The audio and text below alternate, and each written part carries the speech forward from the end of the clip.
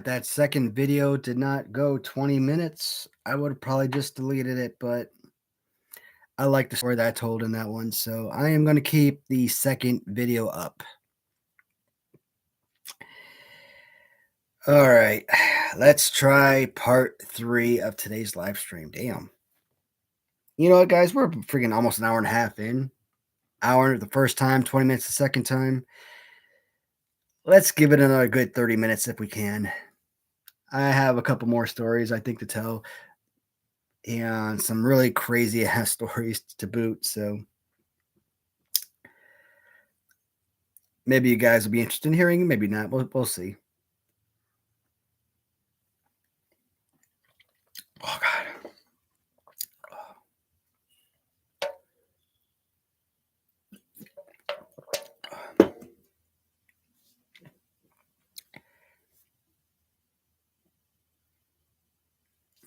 All right, so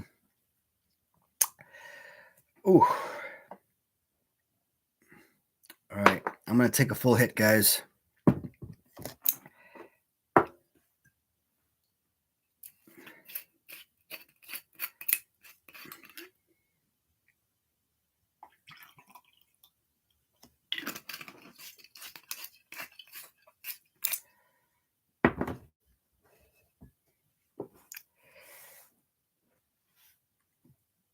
Man, I think my internet's still down. Like the live stream is running, but I don't see anybody popping in. So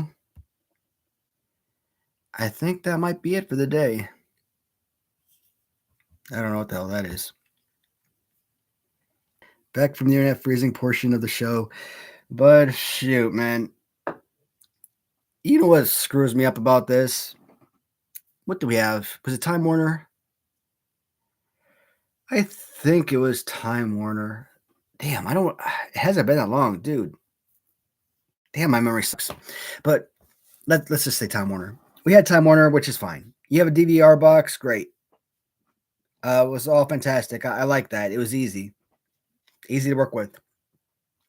Last year, AT&T, they did a little, walking up and down the neighborhoods, knocking on doors. Hey, you have 5 minutes to, go over your, warranty plan with your car, whatever the hell bullshit they're talking about.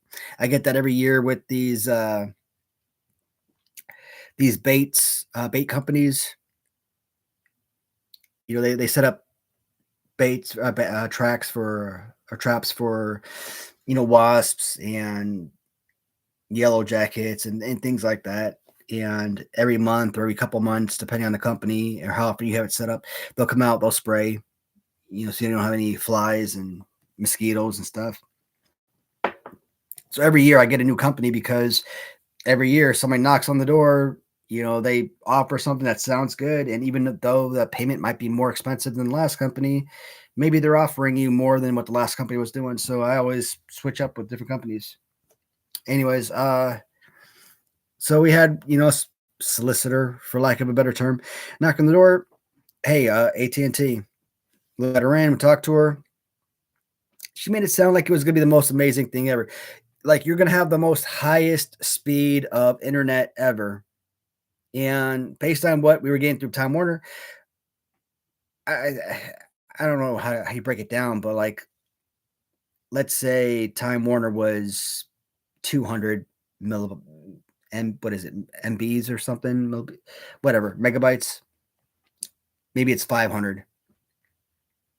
Maybe you're getting 500 megabytes or whatever. Again, I don't know computers. I don't know how the breakdown is, but the point was it would be a whole lot faster. And I'm like, okay. My wife was, she's a gamer. She uses her World of Warcraft video game. So yeah, she loved hearing that. And since we got this, we got everything, of course, because we always get bundles, house phone, internet, and cell phones.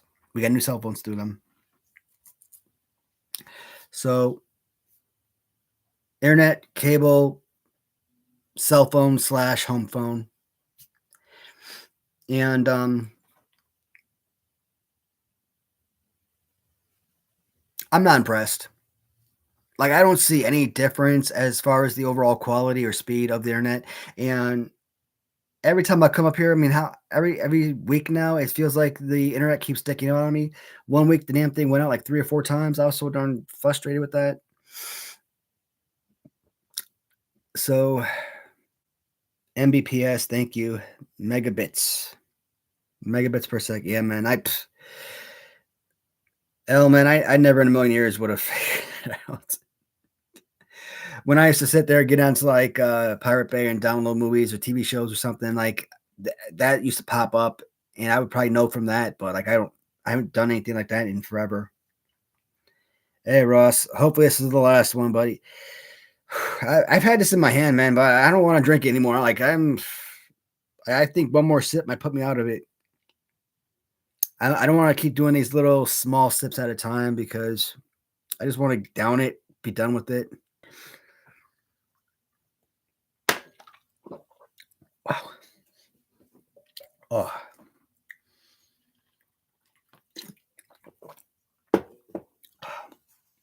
alcohol consumption is supposed to taste better, or it's supposed to be more manageable the more drunk you get. This stuff still burns. Mm. Hey, thanks, Ross. So story time. What the hell is my drunk ass talking about in the last one? Oh, how I made it as a freaking YouTuber. Yay me. And I think I started talking about scammers. Oh yeah. The paranoia. One day I got so freaking drunk and I'm flipping through my phone and I'm seeing this, right? This PayPal notification, buyer want or about refunding the buyer. And I'm like, this motherfucker's trying to scam me. And like I tried logging into PayPal, like I couldn't get into PayPal. Usually it's like you input your password or you touch it with the little fingerprint, thumbprint verification. And I wasn't able to log in. And like I wasn't seeing nothing. I wasn't seeing money, nothing. Like, oh my god, I've been freaking screwed. I just been robbed. I've been scammed. Like I was freaking out of my goddamn mind. And this wasn't just one person. This was like 2 or 3 people that night. Not the same situation, of course, but I think maybe somebody bought something from me off eBay, and I don't know. I just can't remember the whole situation. Like I said, my memory is shot, but that paranoia was crazy. Like when you watch like Law and Order SVU or something, you see like people like high on like PCP or something. You watch that, you see how people get high, get super crazy. I'm like, dude, this is supposed to be drug related. How the hell is alcohol affecting your brain like that? Like, it's one thing when I talk about like kind of blacking out a bit in the first live stream where I'm like my main self kind of dozed off, went to sleep, and my secondary self was kind of taken over, like your daytime and your nighttime self. My subconscious took over and was conducting the rest of the live stream, which was super freaking crazy, right? Uh, and when I watched that live stream last week and seeing him, and I say him and not me because that wasn't familiar to me. I don't remember any of that stuff. And I'm watching this. I'm like, he's talking, he's reading comments, he's answering questions. Like this someone is doing his thing. I'm like, when I went back and I was reading all those comments, I'm like, oh damn, man, I got like 10 million comments here that I never read, never answered. I must have fallen asleep and missed all of this stuff.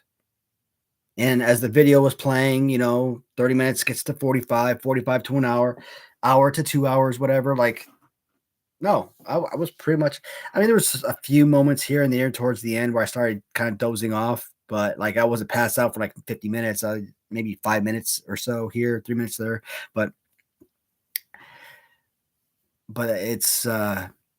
it's kind of crazy. You have that night self take over. Then I kind of get this paranoia from another night. So like this crazy crap is happening to me. PayPal refund buyer. Yeah, man. And he never asked me for a refund,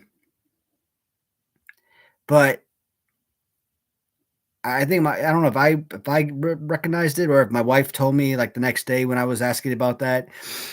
She's like, no, that's just, hey, it's probably the first time this person's bought from you, and maybe you didn't intend to, or maybe it was a wrong. Uh, Maybe he didn't mean it to send you the money. Maybe he meant to send it to somebody else. So PayPal gives you that option to refund the buyer, but he wasn't himself requesting a refund. But when I saw that on PayPal, I thought, this guy got his figures, through Facebook Marketplace. He PayPal'd me the money, and now that he got his figures, now he wants to get a refund. And I'm like, oh hell, that shit ain't flying. So there are like two or three things, like three things that were happening that night. Different scenarios, probably on eBay, one on Facebook, probably one on with the marketplace, or a couple with marketplace. So like this crap is just all over the place.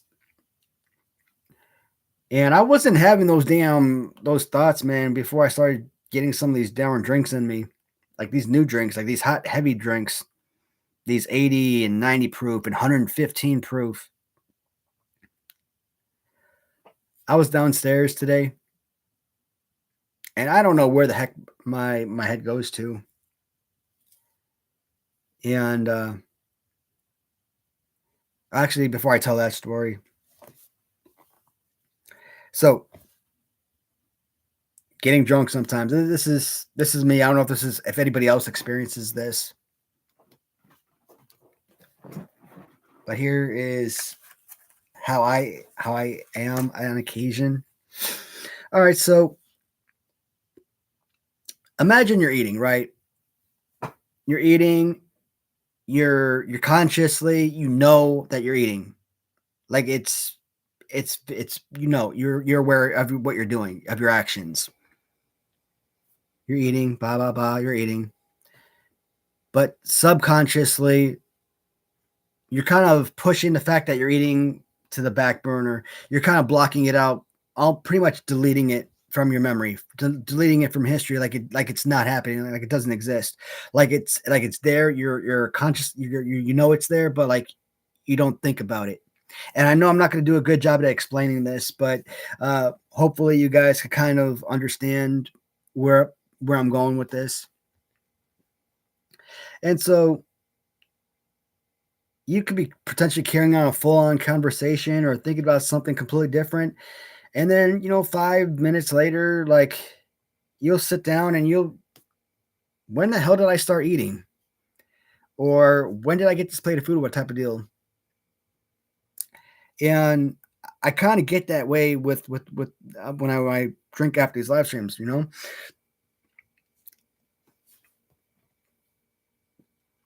or and maybe that's part of it, the whole answering the questions without me consciously knowing about it. But like, how do you explain you're aware of it, but you're not aware of it? It's like on this plane, you're eating, you're aware that you're eating, but here you are in the multiverse or on another plane, completely thinking about something else. Or another way I could describe it is if you're out at a restaurant, let's say you and your wife, you're sitting down at the table, you're talking, and the table next to you has a couple and they're talking. You hear them talking. You might even understand every single word that's coming out of their mouth, but you're not paying attention to them. You're paying attention to yourself. You're paying attention to your wife. You're paying attention to the two of you. You're paying attention to your food in front of you. You might be paying attention to the waitress as she comes to take your order, or to serve you your meal or whatnot. So you could hear the people behind you. They're there. They're talking, and you might even hear what they're saying and hear every single word, but you block it out, right? So it's like it exists in reality, but in your subconscious, it's like it never happened. And I think that kind of makes sense. I mean, I think I did a little bit better of a job explaining that than I would have originally gave it credit for. But what hurts is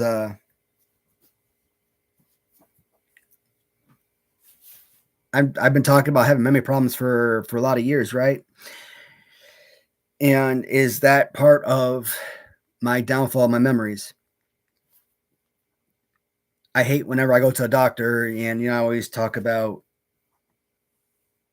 I lose focus too easily, or it's like it might be like, well, you maybe have ADHD, and that's not what a doctor has ever said. That's what maybe I said. That's maybe what the internet says. You don't focus, so here's ADHD pills or something. But I don't think that's what it is, because that doesn't cause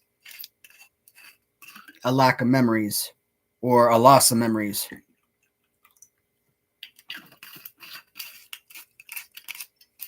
Alzheimer's, for example, it's like you're sitting at or you're staying at a stove top and you're cooking a steak and you're talking to your wife, you're having a full-on conversation and you're cooking the steak, you're adding your seasoning and you're turning it over, cooking it to perfection. You're talking to your wife, you look away, and you're kind of distracted by maybe a moth that's flying around, and then all of a sudden right by you there's this big giant enormous flame that just shoots up, and now the top of the stove is burning. Maybe the cabinets are burning, and there's this big fire, and you're walking away because you're focusing on that moth that just flew on by. That's what people think Alzheimer's is that you basically lose consciousness with reality. You look at Joe Biden and you look at all of these different leads, all these presidents or whoever from different countries, when they all came to America, and Joe Biden was supposed to stand there and take a picture with all of them. What happened? The man got distracted by like a freaking butterfly or something, and literally walked off and started following the butterfly while all of the world's leaders were together to take this group photo. And everybody's talking about, oh, well, he's a great president. He needs to be the next, 4 years. He needs to be reelected. I'm like, man, that's freaking elder abuse right there. How do you not realize that this man was suffering? But that has nothing to do with them wanting him as president. Democratic Party, or maybe voters or whatever.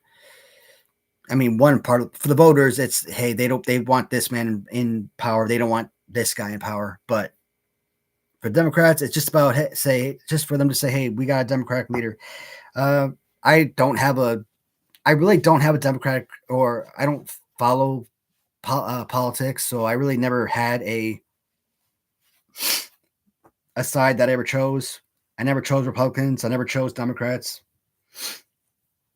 I always looked at it like this: if President X becomes president and gasoline, because of his presidency, dropped to $1.50 per gallon, I will pay $1.50 per gallon.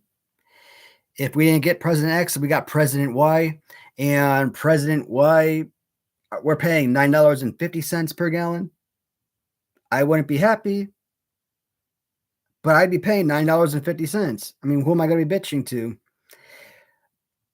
So you could look at it and be like, oh man, when I was in high school, I was paying $1.69 for gas. Now today you could say, okay, maybe you're paying $4.25 for gas, etc., or three and a half, whatever it is, $2.79. I don't know what gas prices are. I just filled up recently too, and I don't even remember. How crazy is that? And that was just like within last week. So, but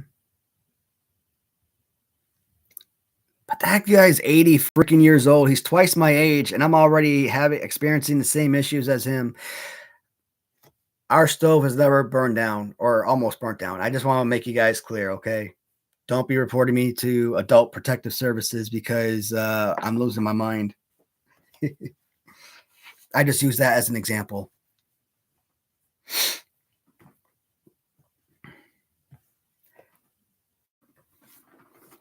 A couple years ago, so January 22 is when I came home from Iraq.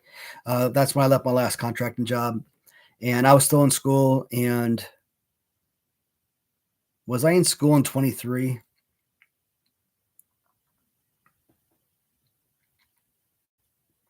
Not yes, I was. Yeah, so hold on, I'm thinking. Got my bachelor's in October of 2020 because I was in Syria. I remember that. We had to do a graduation via the computer. It was so lame, but graduated. And then October of 2021, I got my master's. So I was still in school in 2022, going for my PhD until my VA benefits ran out. And once that happened, I was done with school.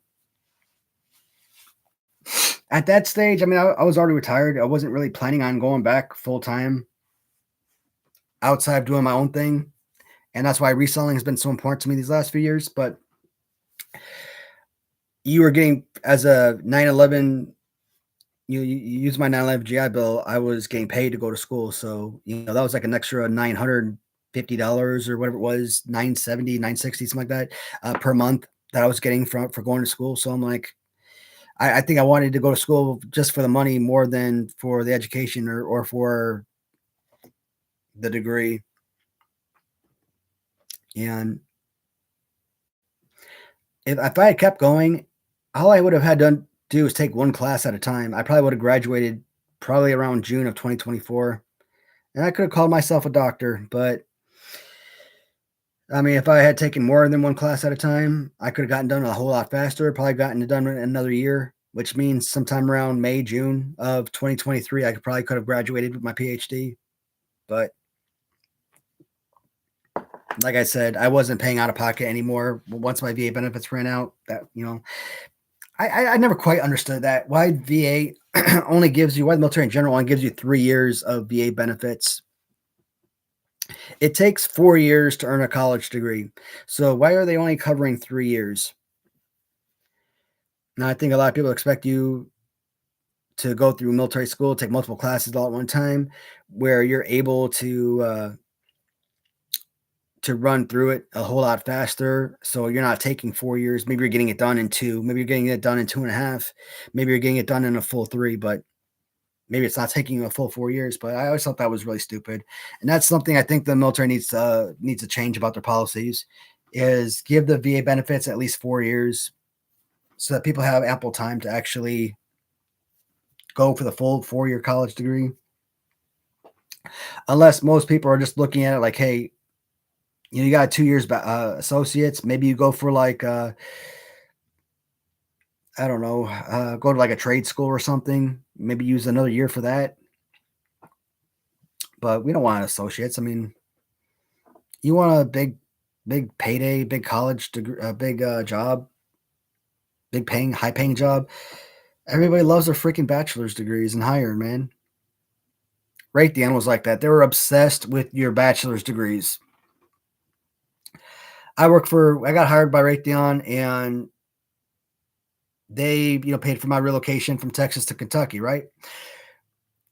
My supervisor, like, he did not hold back. He always used to love throwing his master's degree in my face because at that time in 2018, I didn't have a college degree. I had college from the Army from years ago, but I never graduated. At that time, I probably only had like 8 college courses completed. But I'll tell you one thing, him, rubbing that in my face, making me feel like shit, it definitely put a spark in my ass and made me, when I did deploy to Afghanistan in 2019, one of the first things I did was, sign up for school. So, while I was deployed, I can also do online courses. And yeah, so if I started in January 2019, graduated my bachelor's in October of 2020, master's in October 2021. So from basically no degree to a master's degree in roughly 2 years, 9 months. And you think a master's degree, that's like what, 5, 6 years worth of college. So that little bit of courses that I had before really helped.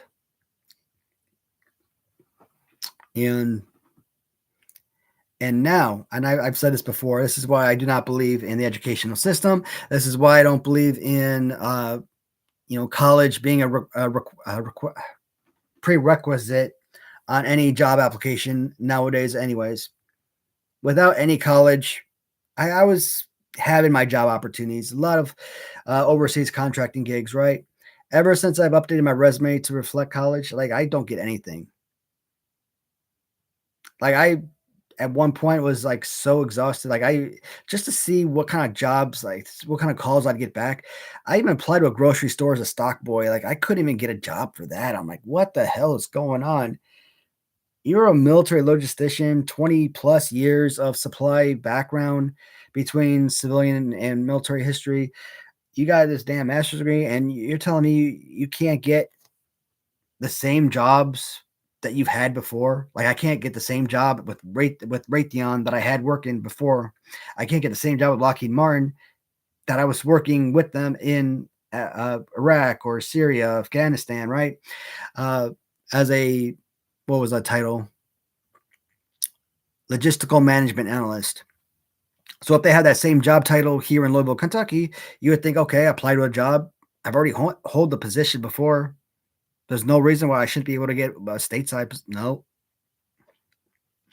that's always why I kind of tell people, just because a company opens up a job requisition, it doesn't mean that there's job openings. This hiring manager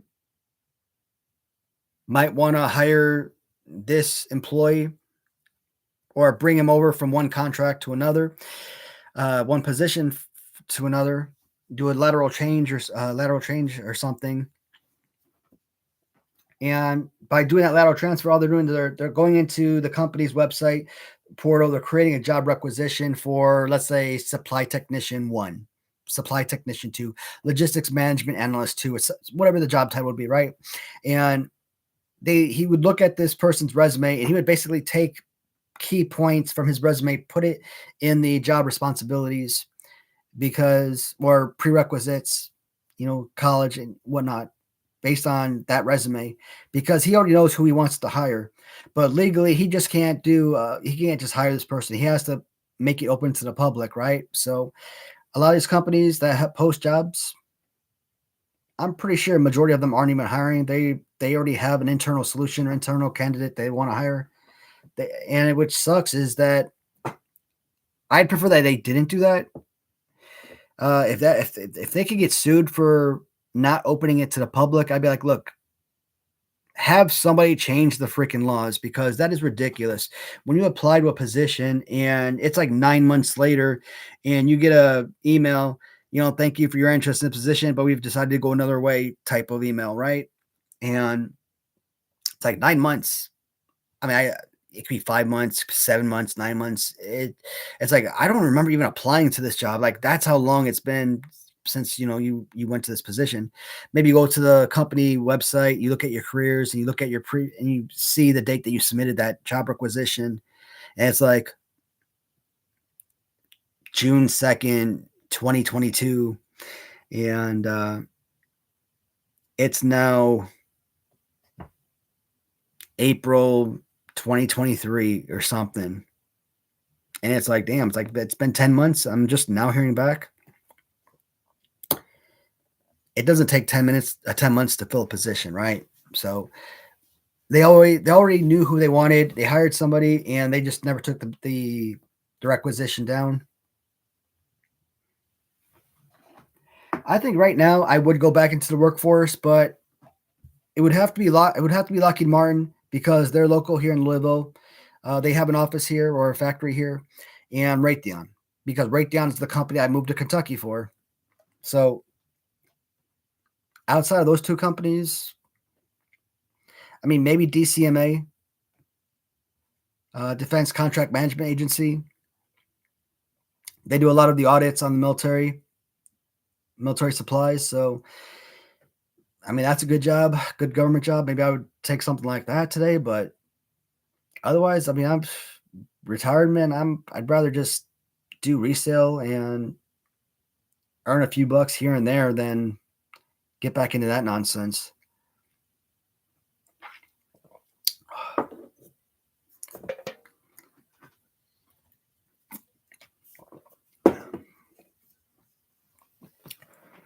Alrighty.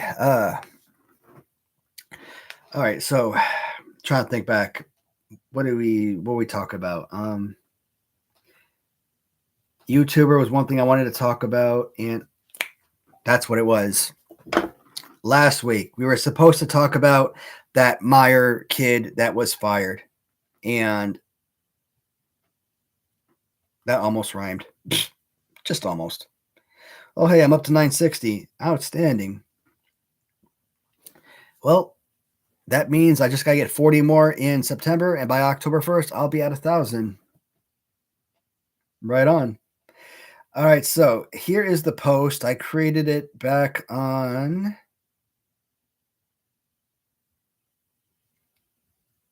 Damn, I created a lot of posts. Dude, where the hell are you? Yeah, I know it's not 12 days ago though. Did I put it on here? Yeah, here it is. 8 days ago. And I asked on my YouTube community page, thoughts and opinions. And so this was posted on Facebook, and I shared this because I thought it was important. I thought it was a good topic of discussion, and I'm kind of curious what you guys would think. What your actions would be as a manager, or just hell, just as a decent human being, right? So, hey Ross, yeah, man, this one bothered me. So here is what it says: Meyer, a company with annual revenues estimated between 12.9 billion and 21 billion dollars, recently came under fire after body cam footage showed the arrest of a 16-year-old disabled deli worker named James for taking discarded food like a fruit cup just to make it through his shifts. Reports reveal that James, who lives with a disability, took only food that was headed for the trash, not merchandise intended for sale. Rather than receive support or understanding, he was targeted by his manager, who allegedly kept a running list of every small item taken until the total exceeded $100. Then called the police so James could be fired and arrested instead of warned. All right, so many things about that really bother me.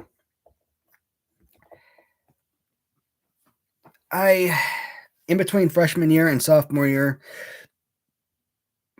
so I turned 16 in February of 2001. That was my freshman year of high school. So in between freshman year and sophomore year, I got hired at Sara Lee Outlet, which was this small bakery. They call it a bakery, but they didn't really bake. They didn't bake anything there. Everything was shipped in by truck. So I worked at Sara Lee Outlet on Western Avenue in Chicago, Illinois. And I worked that exact same job all 3 years of high school, the last 3 years of high school. So the only reason I left that job is because after graduation, I was shipping out to boot camp. So,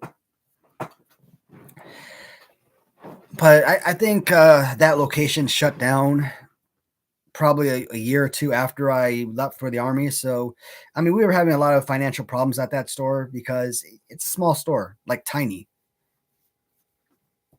Like you could put your back up against the wall of the office, walk normal, straight to the other side of the building, to the back wall freezers.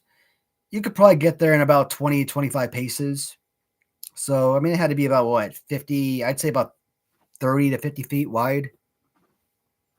I mean, tiny store. And as an employee, I used to eat freaking stuff from Sara Lee all the time. I wouldn't steal anything from Sara Lee. Now, there was a little write-off list.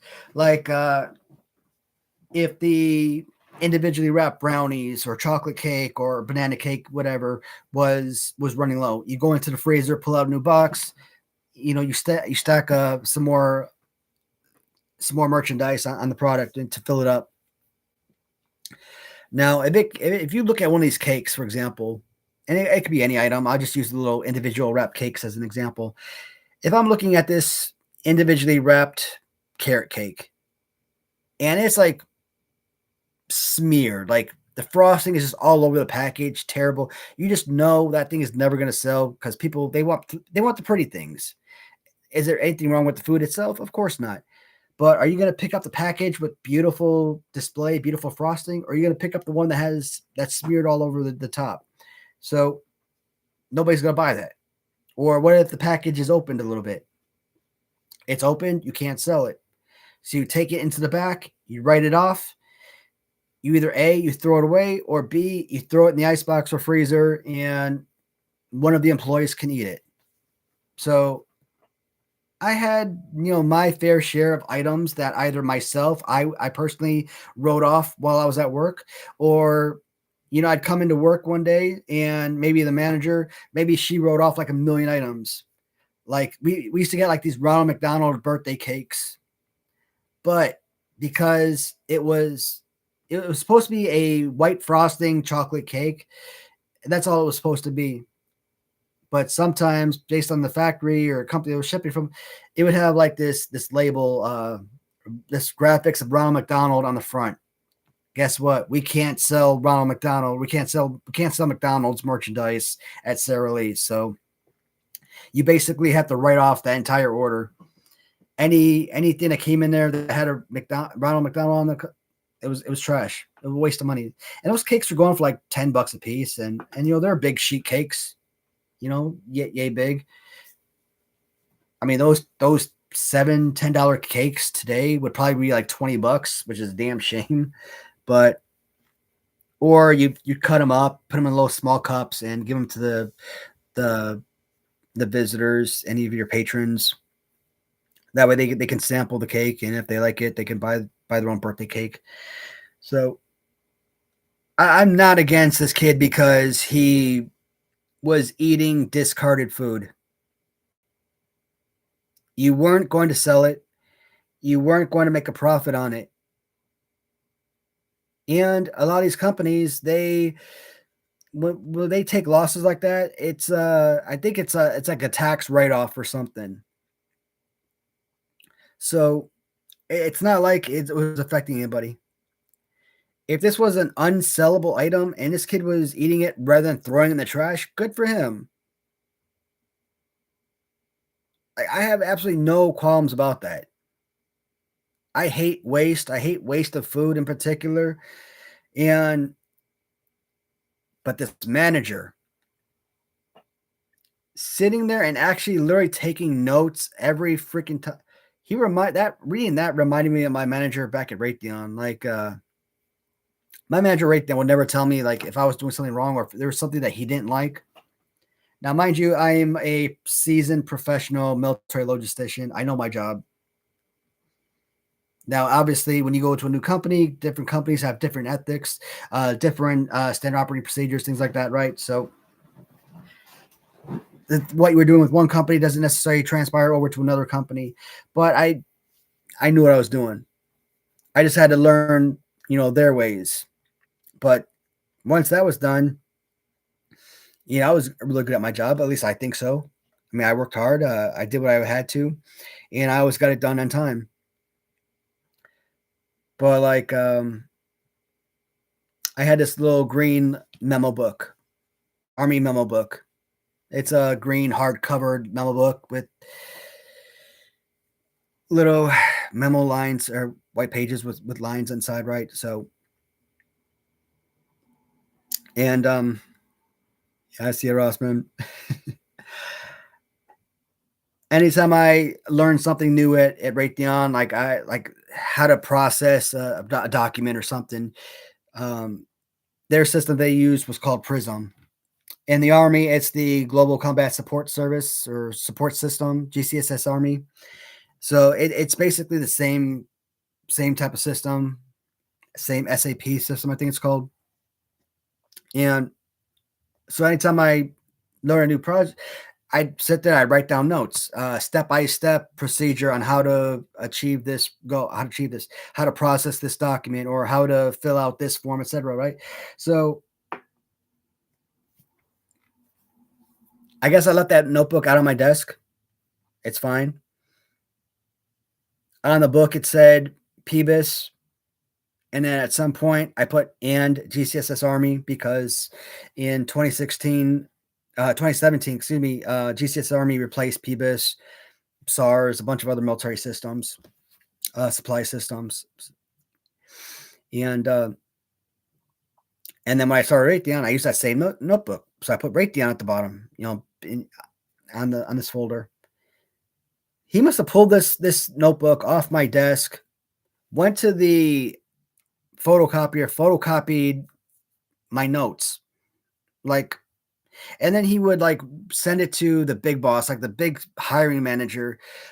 So for Breakdown Missile Systems, supply chain, whoever the lead was, I forgot, but basically his boss.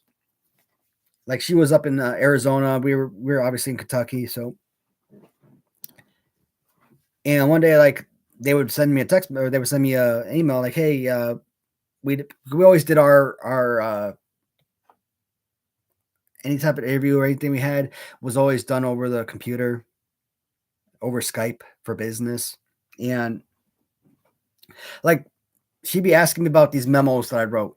Like I'd be putting together these SOPs and I'd be using like breakdown letterhead, making it look beautiful, looking as professional as can be, right? And he would take photocopies because I would put like these little memos and these things on my, and I would like not pin them. What was it? I had magnets. That's what I had. I used magnets. I magnetized it to the side of my table. He would pull it off my side of my table. He would photocopy it. He would send it to the big boss, and we would have a meeting, me, my manager, and the big boss. Because, oh, can you explain this? Can you explain that? This is in our SOP. This is in our motherfucker. You could just told me, hey, don't leave that sit out in the public where anyone can walk on by and see it. Because what if the military, what if the Navy stops on by and they see that and they want to read it or something? I mean, very simple, easy fix, right? But no, I think he did that because he didn't like me. Because again, the job required a college degree. I didn't have one, and he was always rubbing that in my face. Two, it was the big boss that hired me and not him. And I think he would have preferred, obviously, to be the hiring manager. So I think that worked against me a whole lot. So it's when I see what this manager did to this kid. 16 years old. Not only is he a kid, probably his first job, but you're telling me he's disabled as well, and you have the freaking audacity to hold this over. I mean, what kind of disability does he have? I mean, is he? I fear it's just like. I mean, you see YouTube, you see TikTok, you see a lot of these people like, oh my god, I've got so much trauma. Okay, well, what was the trauma that you experienced? And then they go blank. I can't give you an answer. I hate that.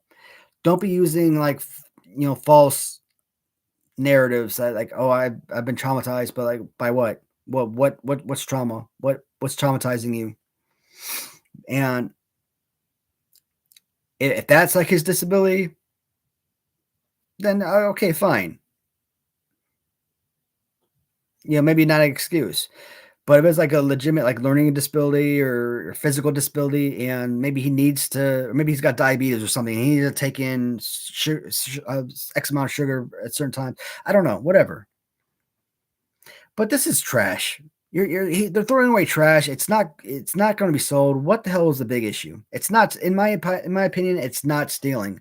I know other people that responded have said, you know what, I've worked in the supply chain, I worked in retail. And in my eyes, yes, that would be stealing, and I would fire his ass immediately. But I guess I'm kind of different. I don't look at it the same way. I'll look at it as you're not hurting my bottom dollar. I'd rather my employees benefit from this than it just go in the trash.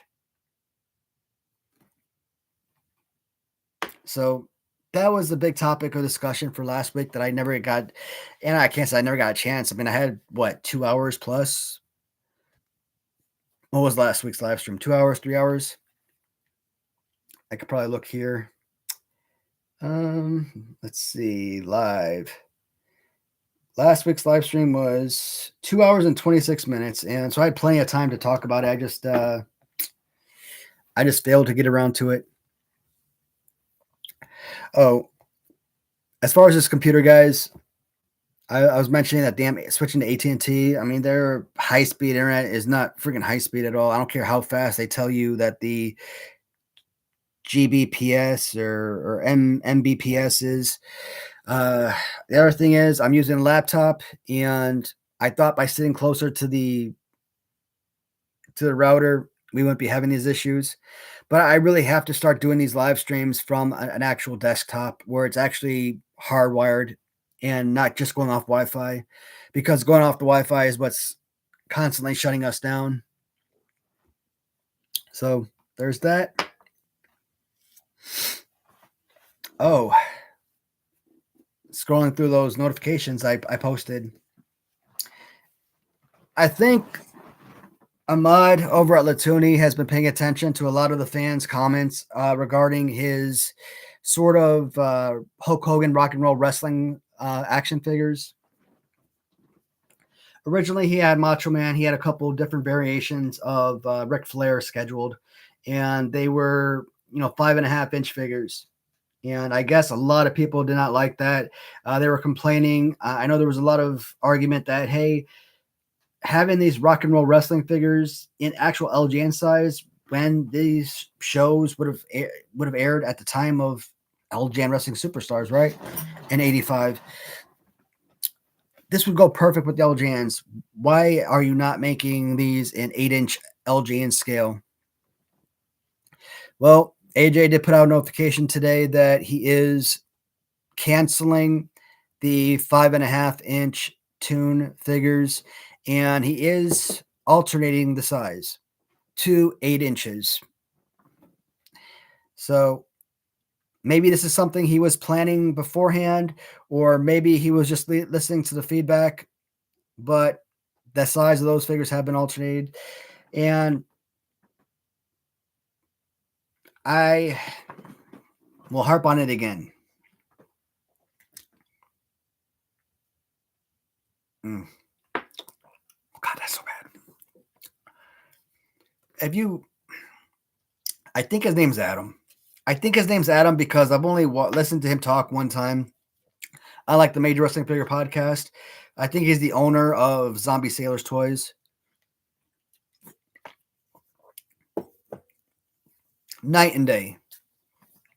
Not even night and day, man. This is like a completely different universe to put Latuni and Zombie Sailors, side by side. You talk to Zombie Sailors, message them, leave messages on their Facebook pages. If you send them emails, messages, whatever. Hey, this is what I would recommend, a change. Can you get away with this? Listen to your customers, the people that support you, the people that's actually going to buy your product and keep you in business. Don't want to listen. The sort of responses you get is, grown-ass men crying over their dolls. When I heard that shit, oh my God. I want to burn their freaking company down. First off, don't ever call toys dolls unless they're legitimate dolls. There's a doll and there's like a Barbie doll, etc. And there's action figures, there's toys, there's dolls. I don't know whoever started that crap. And I've seen Bret Hart and I've seen Berserker. I've seen Berserker on Judge Brown, and I've seen Bret Hart on stage during a live show refer to their action figures as dolls. So I mean, it's not like they're like the only people that say that, but just weird. Anytime you refer to boys' toys as dolls,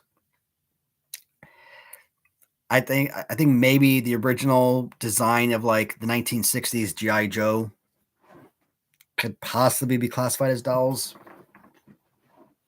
until they started changing to actual action figures, but they're not dolls. Is an alien Worship, we are doomed. Who is Three Eye Atlas? But, so anytime you kind of make any on the spot corrections or recommendations to the company, characters you like to see, things of that nature, they shoot you down, they block you. What a waste. Latuni is different. This is why I respect the company. That's why I shout them out so much. How long did that take? I think pre-orders went up on the 22nd. I think today's the 30th. So 8 days.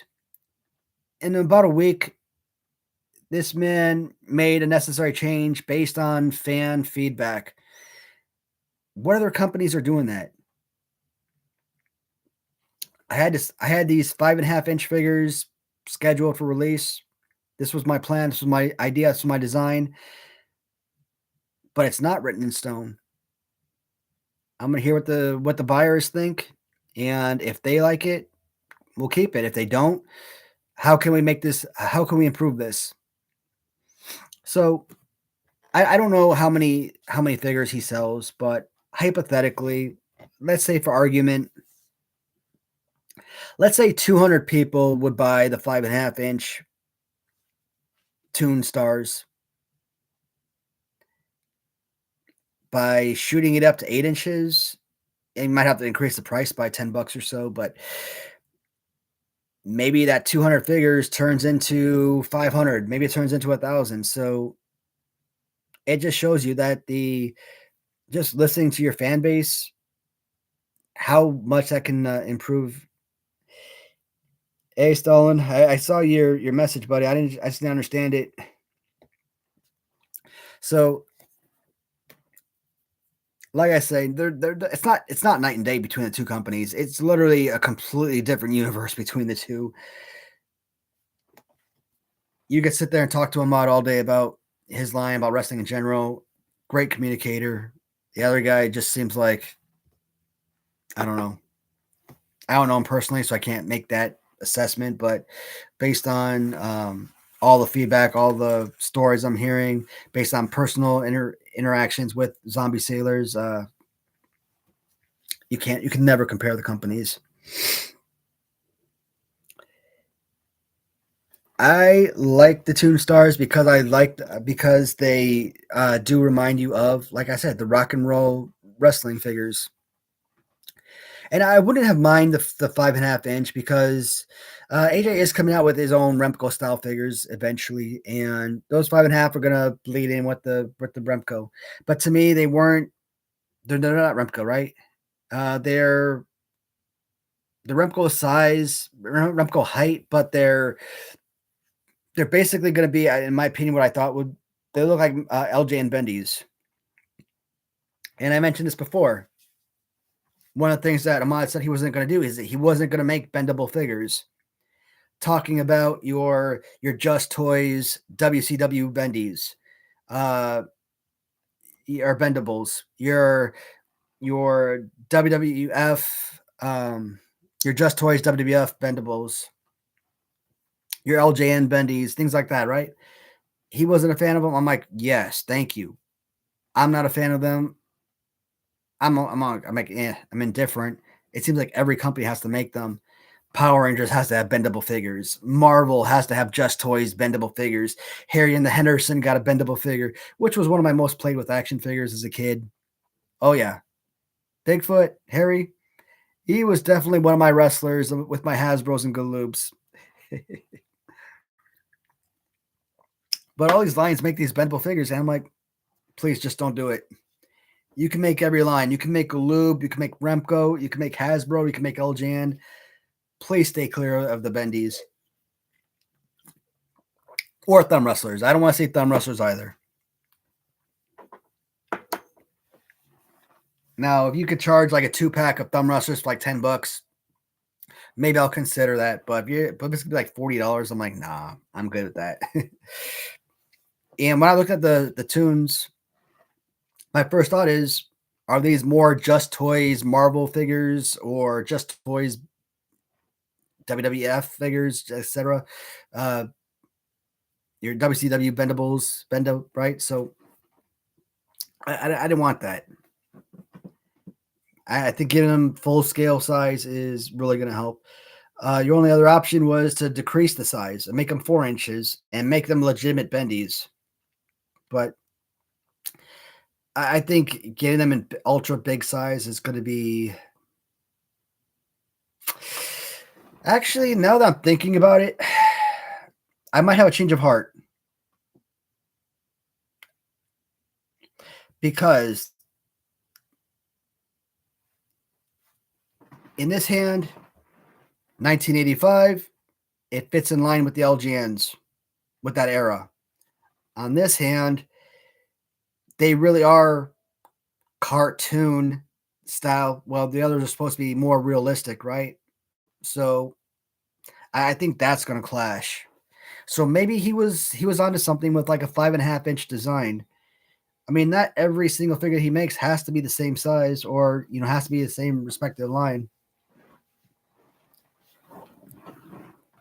So I don't know. I haven't bought them. I thought on day one when they opened up, I think August 22nd, I was going to go in. I was going to order a bunch of them. Originally, that was the plan, but you guys know the situation with the outdoor pool deck.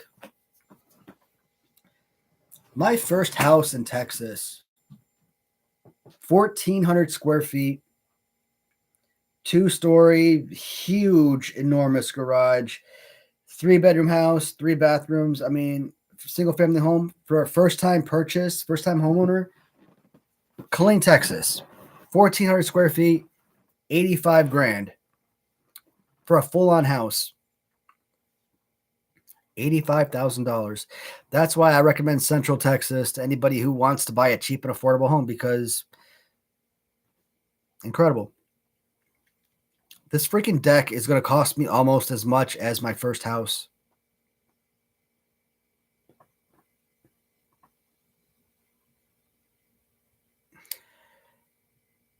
I think when he gave me the dimensions, he said it was going to be somewhere between 1,100 to 1,200 square feet. Now, given if I had just gone with regular plain treated wood, I probably could have gotten it for maybe 20,000 less, maybe half the price even. But I said I did not want to cheap out on this. I wanted to go full out. I got a brand new pool. I want this to be as beautiful and as inviting and as comfortable as possible. So I went with the best quality wood, composite wood. Probably never in the rest of my lifetime gonna have to take care of that. It's gonna be pretty much easy to clean. It's not gonna crack or break or rust. The tiles, I gotta have like a back wall to embrace the dirt to make sure it doesn't fall down right. So I got to get railings and ladders and stuff. So there is a lot of stuff that's going into it. Yeah, that's where I'm at with that. So when I look at that cost and I'm like, damn. Then I look back at, I'm like, should I have bought those Heart Foundation figures when I did? I could have really used that extra money right now badly. I do realize that once I pay off this pool deck, I'm not gonna have any money left over to finance the wrestling figures I wanted. So what's going on with that? Alibaba, the guy that works there, Bruce, for like over a week and a half, like every single day, he'd message me, I'd message him back. We'd go back and forth every single day, sometimes several messages back and forth. But I think the last message I received up from him was on Tuesday, and that's it. So I sent him the schematics. I sent him the pictures of New Age Revolution, the design, the poster I want, the card backs, the size that I want, the type of rubber I want, the percentage, stuff like that. So he's got a lot of information, but ever since getting all that info, he hasn't given me any. Hey Ross, you're telling me, bud. Shoot. He hasn't reached back out. So I'm hoping that he hasn't given up on me and that that maybe he's just working the numbers and trying to give me a price or something. But I'm not going to be Mattel. I'm not going to be able to sell the figures for $25 a piece.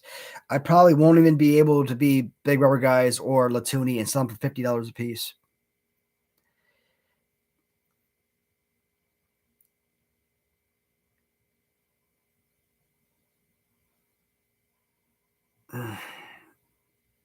I never wanted to sell them for $100. Like, to me, I think that is extreme. And I don't want to be going down as the clown that's selling LJN figures for $100 because, I mean, especially when a lot of people are going to look at it, they're going to look at it as, well, these are just custom figures. But you don't look at Big Rubber Guys, you don't say they're customs, right? You don't look at Latuni and say that these are customs because they're not customs. They're legitimate factory made. When I look at a custom, I think of somebody who, like, if I personally were to customize something, if I were to take a Roddy Piper figure and I were to paint him up and make him look like Marty Jannetty, that to me is a custom. Or if I take Billy Jack Haynes and I cut off his head and I throw on I don't know, what's a good example? A Brian Adams head. Or something like that. That and repaint him. That's a custom. I don't know why Brian Adams. It could be anybody, but I just first name that came to mind. But something actually made in a legitimate business, made in a factory. No, I want people to know that these are regular name brand figures. And I think I'll have to move away from the idea of doing strictly YouTubers. I think YouTubers will probably be my first series release. Myself, Bone Breaking Action, New 80s Revolution, and maybe I can finesse a Sin Bodhi figure in as a special release, unidentified on the card back. So, but like I said, if I sell them for $100 and I earn twice the profit, for example, that means I could buy 2 more figures all at one time. I can invest all that money back into the company. Don't have to pocket anything. Buy 2 new sets and get 2 more figures coming in. That way we're not waiting 1 figure per year.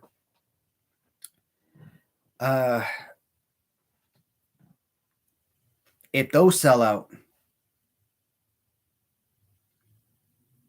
let's say, what I say, 500 figures, $100. So what's that? $50,000. So let's say that's $100,000. Let's say I could buy 4 more figures with that. Do I pocket any of the money or do I invest in 4 more figures? If I want to get more figures out to the public, I can invest in at least 2 more, if not all 4.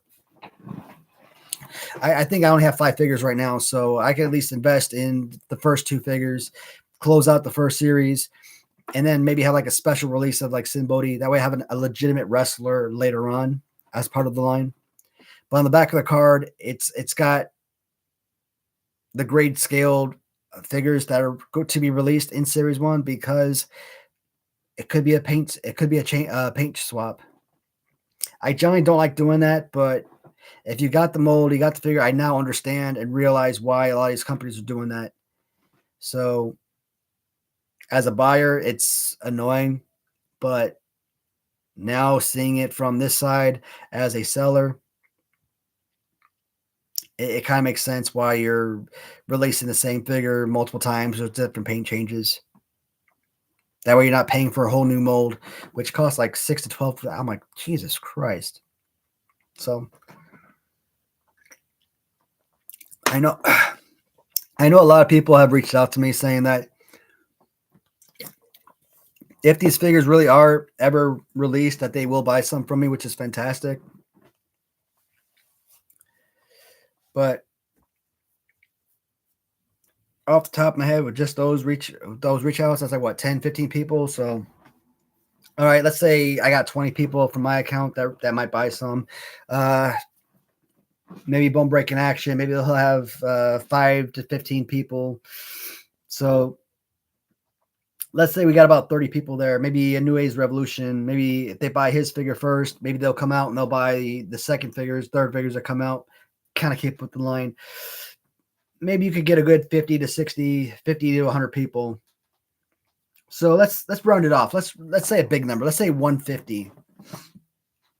That still leaves 350 figures unaccounted for.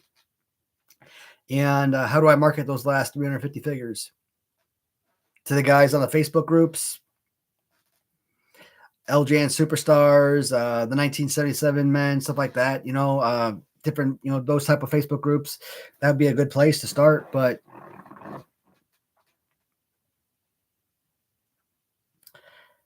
yeah, I'm really hoping that Simbodi he does get those last 4 figures I ordered. Hopefully he was able to get them out today, and me and BBA, I see a buddy, are able to do a kind of like a dual StreamYard video, probably not next week, but the following week, and do like kind of like an unboxing together to look at those, talk about those figures. I think that's gonna be pretty amazing. Green mask, purple mask, gotta collect them all. That's what I'm saying. Hey, you know what? I wasn't gonna do a variant of that one figure with different masks, but that one figure you didn't like, the Ken Patera one, I was thinking about having that one made as well. And let's say the first one was a green mask, maybe that Ken Patera one that you didn't like, make that a purple mask. I actually really like that figure. I thought that was done really well. I mean, it's not you, but I think for like I think for a roided up version, wrestling version, I think that thing looked pretty sweet. It reminded me of Warlord from like the Hasbros, the big shoulders, back all pushed in, shoulders back is big. That's what that figure looked like. I think you cut off the head, put Warlord's head on there.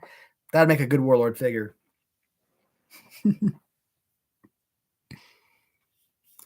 All right. So my baby needs me at midnight. They need to be fed, and my wife is a freaking trip. Don't read what she wrote to me.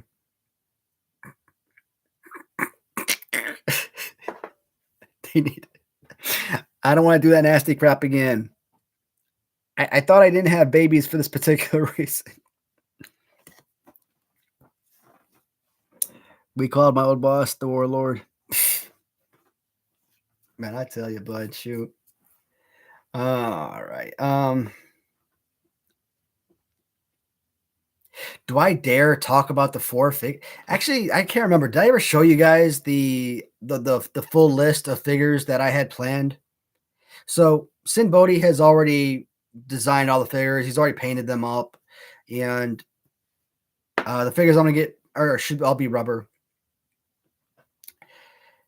So original idea was to go through Sin Bodhi.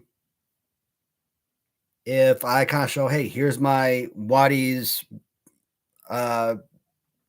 devil figure, or here's my Waddy's soldier figure.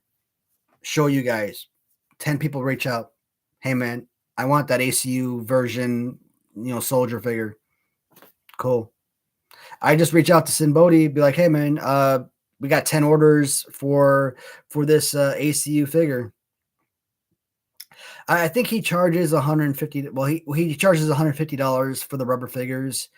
You can get them for $95 if you get them in resin instead.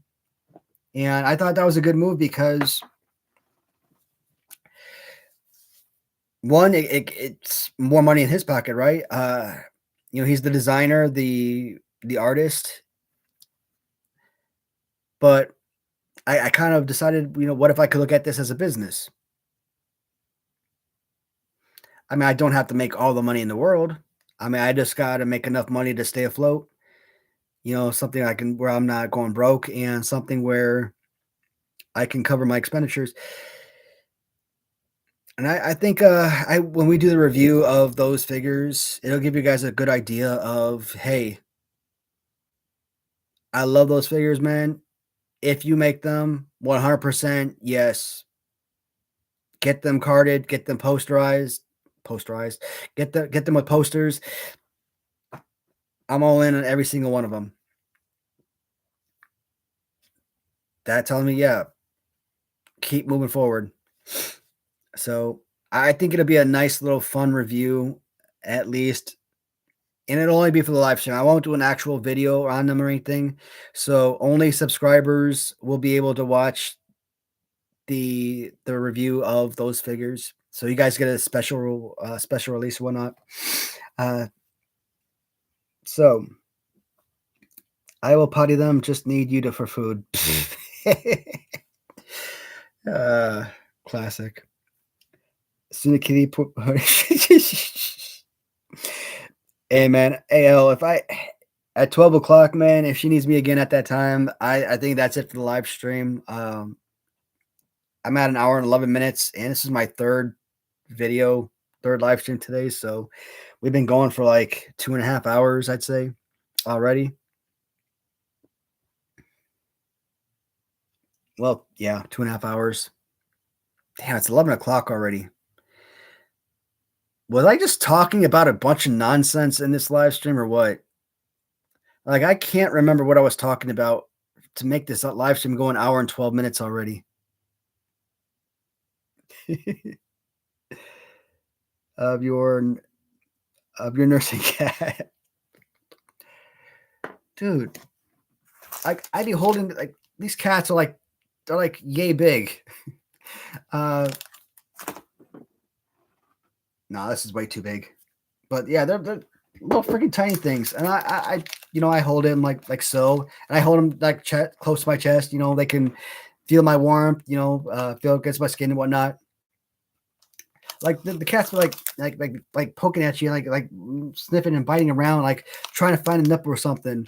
I'm like, this little son of a gun is trying to nurse on me. Like, what kind of BS is that? Oh, speaking of what, you guys ever had one of these? They're called Baduco Choco Biscuits. So I always ask my wife, to try and see if she ever could find me a Wonka bar, like an actual Wonka bar. Apparently, these are what the Wonka chocolate bars are. They're just chocolate on top of little crackers. Now, crackers are actually really good, but she says that's about the closest you're going to come to a Wonka bar nowadays. But I'm like, that's so simple. And people are going apeshit over a damn Wonka bar.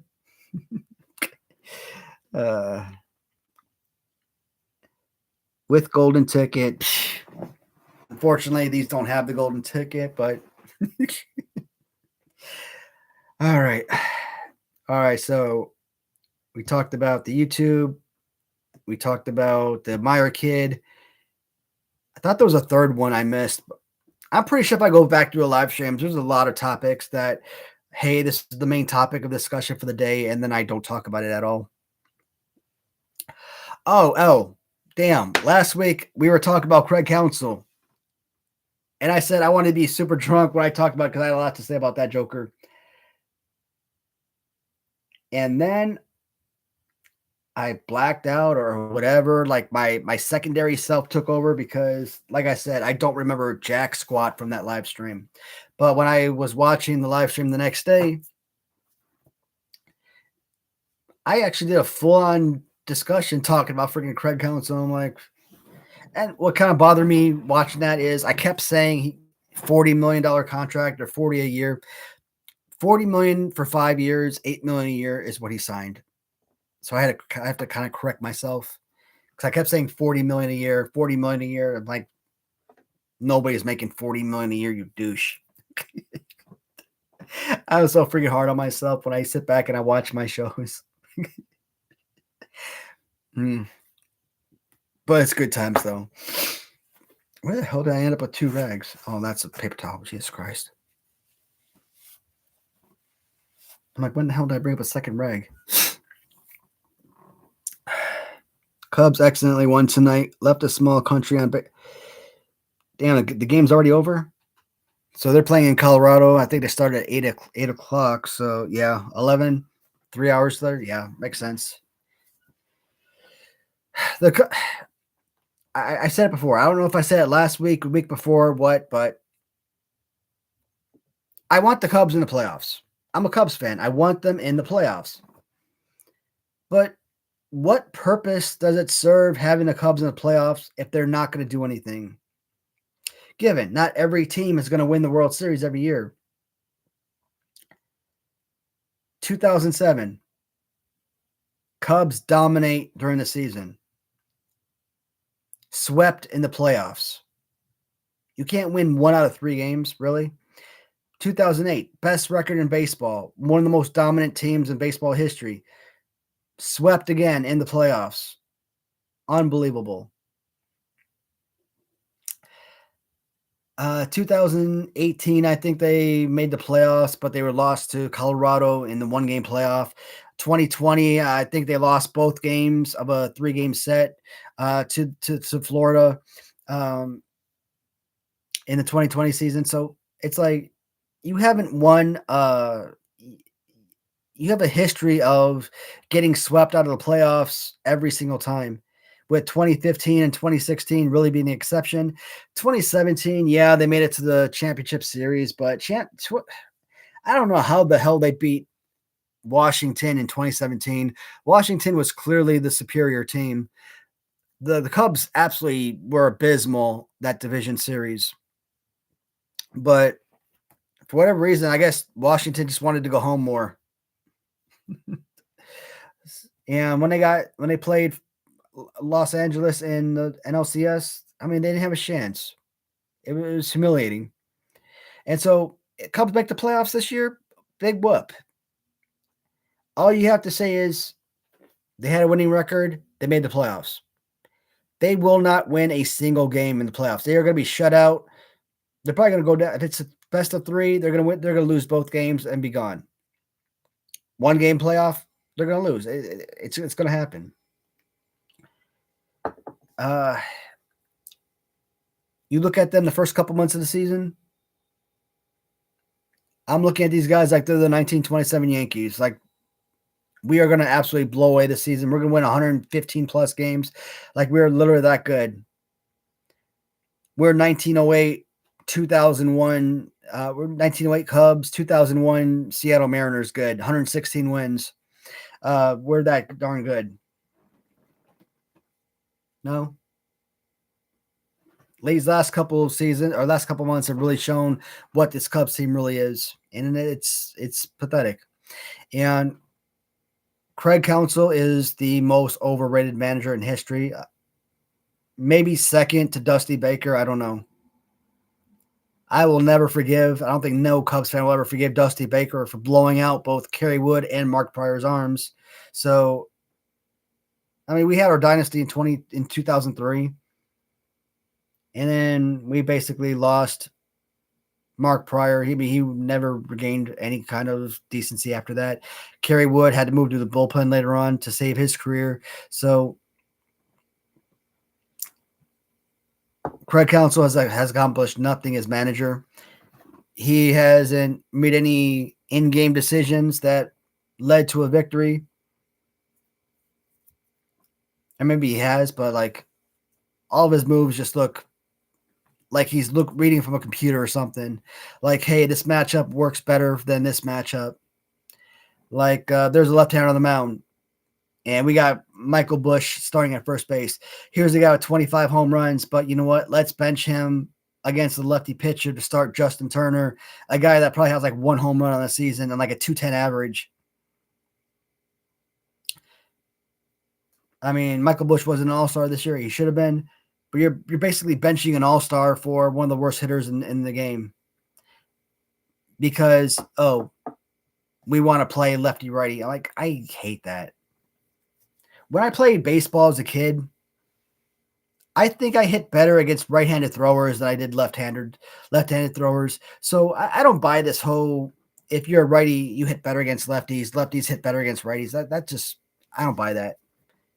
It depends on what pitcher you're facing, how hard they throw. what kind of off-speed pitches they have, etc. So Brewers are doing even better. Pathetic, right? Manager that replaces him, probably for the smallest minuscule fraction. First year manager to boot. And not only does he lead the Brewers to an NL title, but manager of the year. For $40 million, you think that Craig Counsell would have gotten manager of the year, especially considering all the names that they brought in for him. This year, I mean, we don't even have, I think we're like top five, maybe not even top five anymore in winning percentage. I'm like, insane. But Craig Counsell, I don't care if he's got 3 years left on his contract. He needs to be fired immediately. Jed Hoyer, I think they gave him a 5-year contract extension. I think at the end of the season, they need to fire his ass. Tell Tom Ricketts that, look, we effed up. We extended the man before he deserved to be extended, and now we're just going to have to pay this 10, 20, 50, whatever the hell it is that they paid him for 5 years. Be like, hey, eat that cost. Because Jed Hoyer was going to make a big acquisition at the deadline. He had to. His job was on the line. As soon as he got that extension, he no longer had to worry about it. And who did he bring in? Scraps. I haven't been impressed with the relief pitching. The starting pitcher went down after 2 innings. The offensive pit has been atrocious, like 170, 180 hitter. I'm like, come on. I don't even have access to the Cubs games, and I know all of this. So it just shows you how bad they've been. Locked on Cubs, one of my favorites. MLB.com, of course, to watch Cubs recap games. Or Marquee Network, whatever pops up on YouTube. But it doesn't really matter. So they won 4-3. Man, after a nice blowout, well, maybe not blowout, but still 12-7, and now to score only 4 runs the next game. Tell me that doesn't give you a damn heart attack. But I like that, man. Left a small country on base. Yep, that's your Cubs for you. Cubs are probably getting in as a wild card and get swept. Yeah, it's going to happen. And I'd rather see the Cubs miss the postseason than watch them in the playoffs and think, oh, my God, we have a chance this year, and don't do anything. Now, if it's division series, best of 5, and they go 5 whole games, and in the 5th game, it's back and forth, and they lose 9-8, or they lose 9-7, or they lose 5-4, something like that. And it was a hard fought series from game 1 all the way through game 5. You gave it your all. It just wasn't enough. It's been a great, let's pride ourselves on a great season. But when you get swept and just absolutely humiliated time after time because you literally get shut out every time, what's the point? Put in a baseball team that can actually score some runs, that can actually have a chance of going further. So I look at the Cubs as these randoms in WWF Royal Rumbles. Like that one dude, Santana was his name, I think. Not Santana. I don't know. He wears some kind of puppet on his hand that appeared in like the female Royal Rumble. You knew you were going to be in that Rumble for like 5 seconds, and then you were going to jump over the rope. Let me take my sock puppet, bite myself, and then jump over a rope. Like, oh my freaking God. Is this seriously wrestling in the 2020s? That I don't even know what to say about that.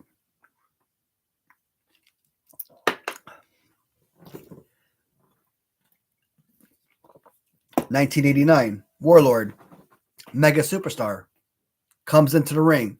Hulk Hogan clotheslines him over the ropes. He's in there for literally half a second. a waste of a roster spot. They didn't even have a chance of doing anything to excel or do anything in that Rumble to make a difference, right? So when I see people in Royal Rumbles for like 5 minutes or less, I think that was just an absolute waste. Why couldn't they found someone better or something? I kind of look at the Cubs in the playoffs as the same way. They're not going to do anything. Why are you? This is not 2016. 2016 was a magical season. Even 2015 was a magical season. From start to finish of that 2015 season, you had hope that the Cubs would do something in the playoffs. And they did. Dominated the wild card game, beat the Cardinals in the division series. You eliminated the number 2 and number 3 best, number 2 and number 1 best team in all of baseball in back-to-back series. Then you faced the Dodgers, or excuse me, you faced the Mets. We faced the Mets in 2015 championship series. We are going to the World Series. That is it. We beat the Cardinals. We're going to the World Series. It's not if we're going to the World Series, it's when. The Cubs went 7-0 against the Mets during the regular season in 2015. 7-0. And these son of bitches get swept in 4 damn games in the championship series in the playoffs. I'm like, what the ever loving.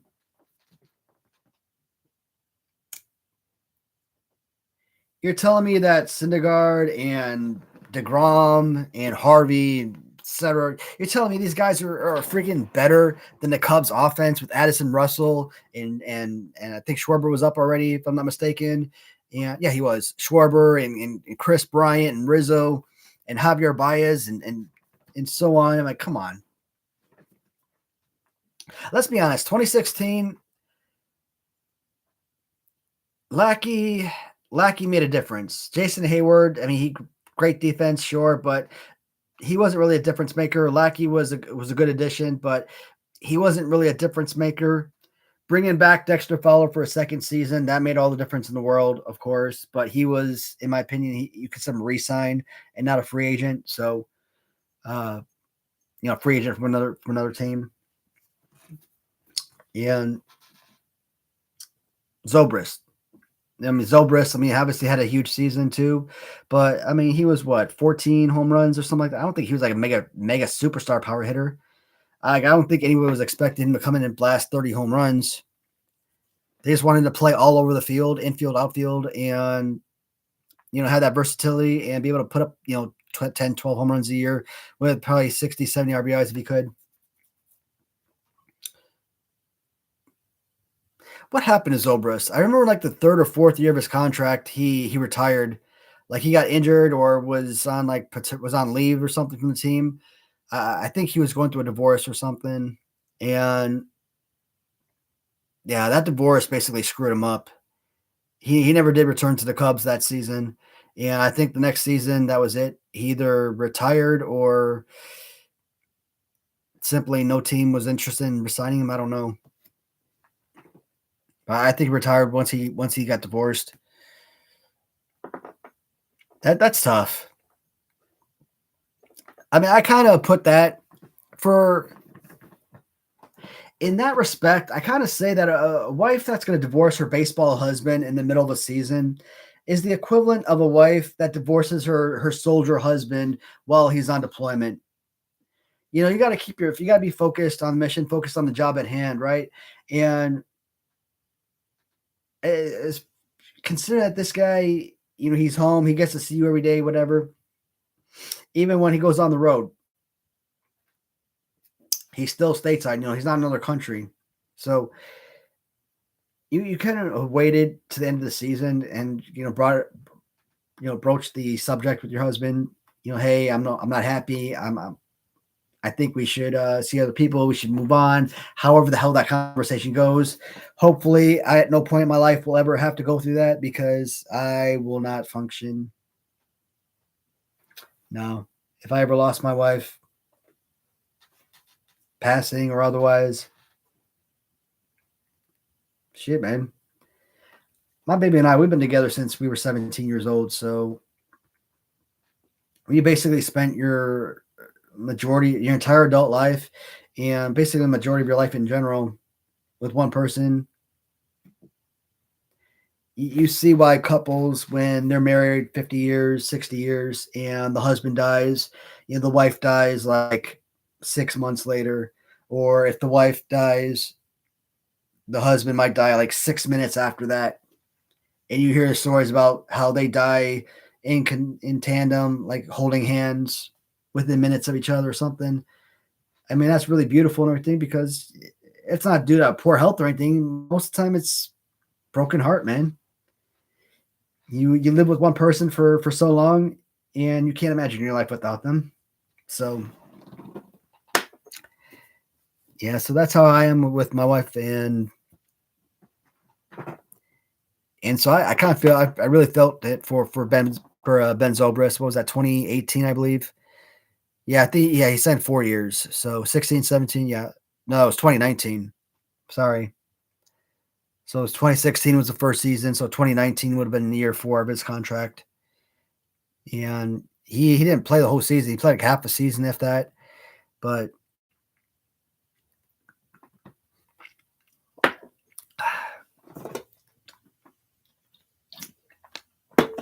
still, Ben Zobrist will always be a Cubs legend. Kansas City, Oakland, Tampa Bay. To me, he'll always be a Cub. He may not have started with the Cubs, but I mean, he was a multiple World Series champion, winning the 15 World Series with Kansas City and then the 16 World Series with the Cubs. So, I mean, but what was it, one season with Kansas City, I think? So, I don't know. Damn. Now, that right there is some straight up BS. Beat the Mets in the series that year. Kansas City.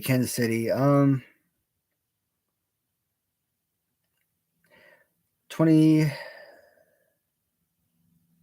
was it 2014? Yeah, 2014.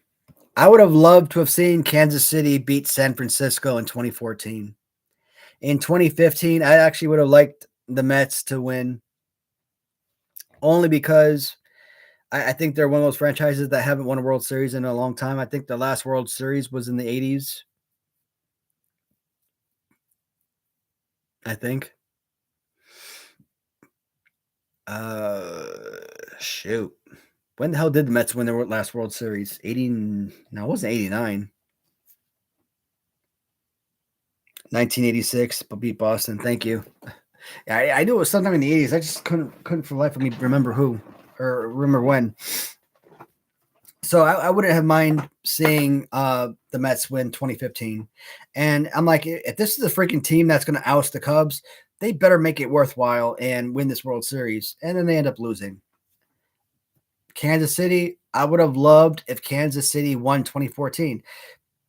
Giants already won in 2010. They already won in 2012. They didn't need to have win a third championship in 2014. So the city of San Francisco, they were good. Another thing, who else do I compare it to? The Phillies. They were in the World Series in 2008. They were in the World Series in 2009. I hated it. I wish it was backwards.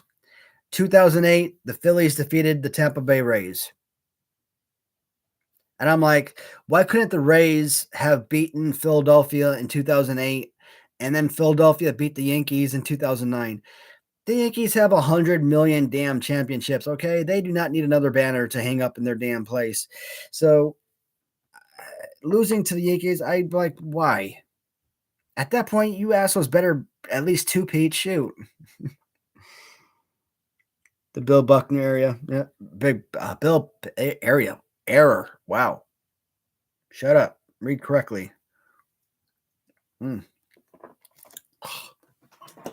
Beaver pitch with Drew Barrymore and Jimmy Fallon. I love it when they break up in the movie and his friends come in to break into his apartment to check on him, and he's watching the Buckner tape, and like, okay, why are you watching this? Where's your stash? Talking about old Boston Red Sox tapes and whatnot, because he's living a life of depression now, and he's reliving this depression by watching the Red Sox lose over and over again. And as the movie continues on, you get to the end of the movie. Whole Kurt Schilling, bloody sock, and all that jazz until the Red Sox finally win. So, Fever Pitch. I actually saw that in 2006. So 2005, 2006 during my 12-month deployment to Iraq. That was one of those bootleg movies I watched. You go to the Haji shop. I think Private something. Who the hell was that Disney star? Was it Hilary Duff? Lizzie McGuire. Was that Hilary Duff? I think that's who it was. Not Private Benjamin. That was a different movie. But she played some military role. Like her mother married a colonel in the army or something, and he was commandant of this high school, and so she was enrolled into this military school, and so that was part of that DVD bootleg movie. Fever Pitch was part of that, and there was like one or two other bootleg movies that were part of that DVD. So, hey, not a pretty good value for $2.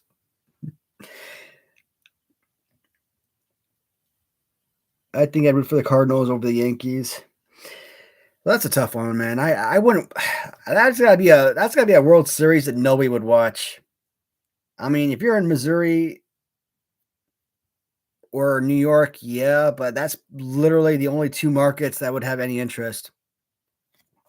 Because I think the Cardinals are probably the most storied champions in the NL, and of course the Yankees are the most storied champions in the AL, most storied champions, period. So I just don't see that bringing in a lot of people. Why 2016 was so perfect? The Cubs have not won a World Series in 108 years at that point.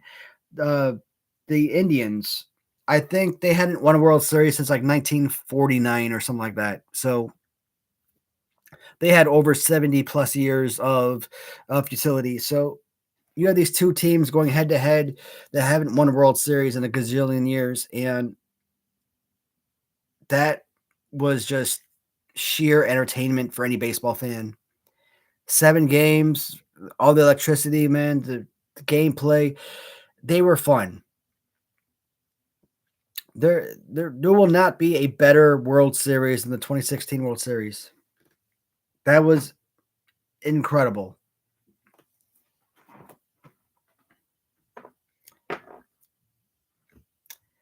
They changed Guardians they changed Indians to Guardians. And I'm like, stupid.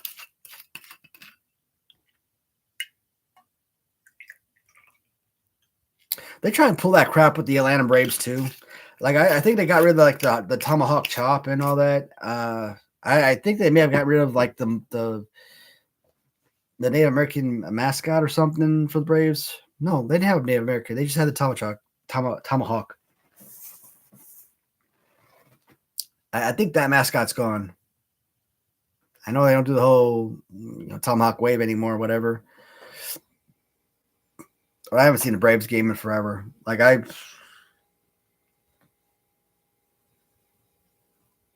haven't been able to follow like baseball, like really follow baseball since 2004. Last year I was in high school, obviously, because 2005 through, let's say, 2010, I was in Killeen, Texas.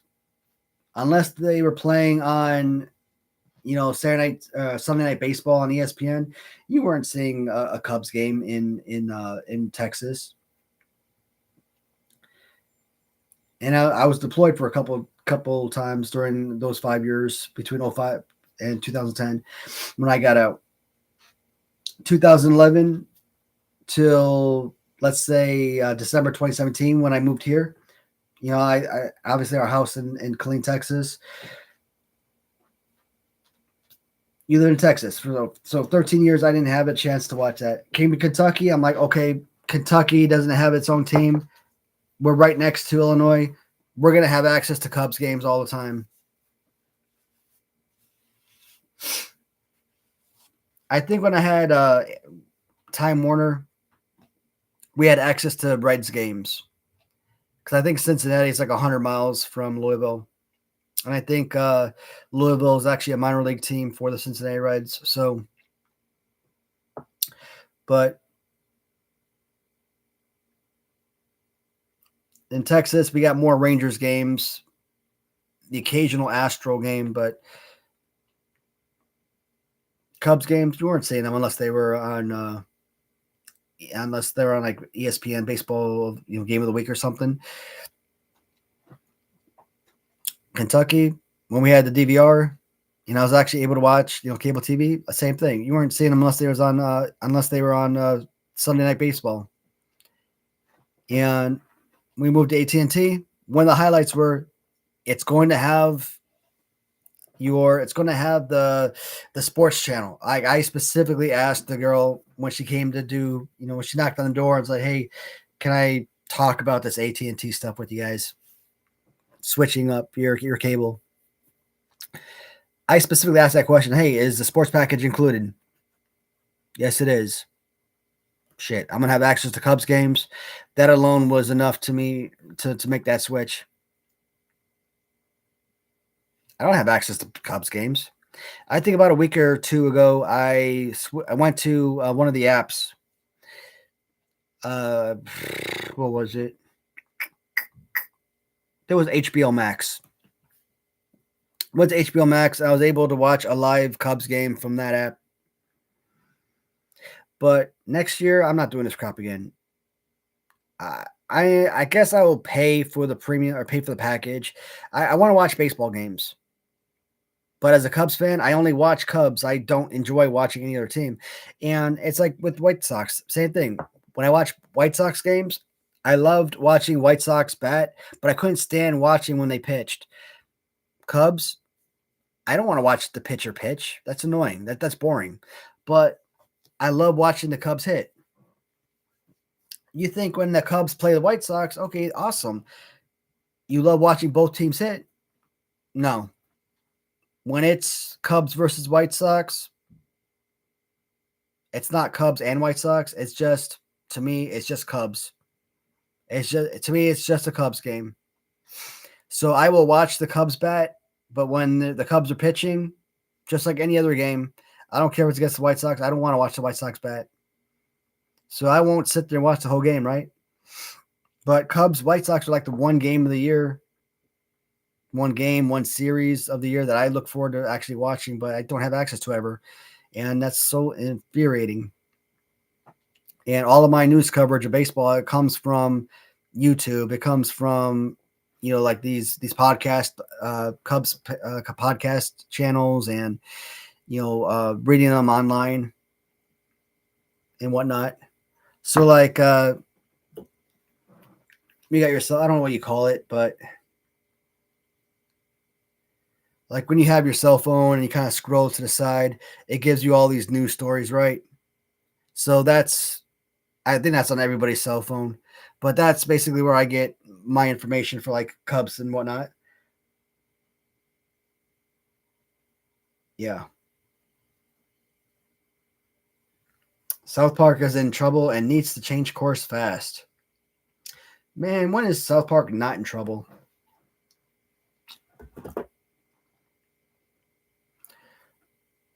Oh, did I tell you guys about Kirk's Corner and our dual live stream on Thursday? I think I did. I think I talked about that in the very first video in the opening minutes. I can't remember though, if we're being honest, man. I don't have that memory.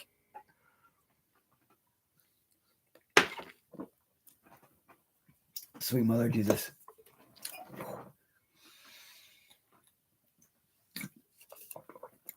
But if you guys like, listening to eBay videos, I like making eBay videos. I think eBay videos are just, well, first off, they're fun to make, I guess. It gives me different content to talk about than what I normally talk about. Because I spend so much time buying and selling on eBay, I mean, that's a huge reason why I enjoy the eBay videos as well. Also, I refuse to start protecting these assholes anymore. You run into a lot of scammers and whatnot on eBay, Facebook Marketplace, Mercari, whatever. And I'm like, you know what? Sometimes public humiliation is necessary. And you need to call these guys out because you need to protect other people.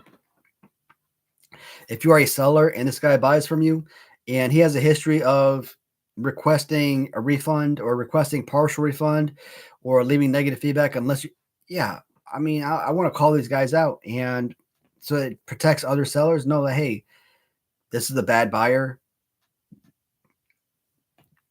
They may never in a million years buy from you, but if you want to go into eBay, add them to your blocked buyers list.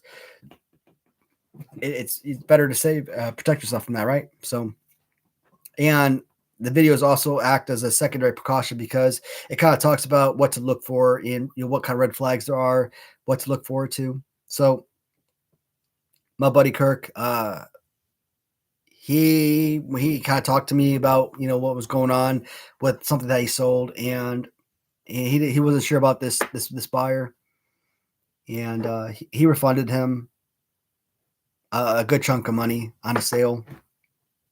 And we'll obviously go more in depth when Kirk and I sit down to that live stream. But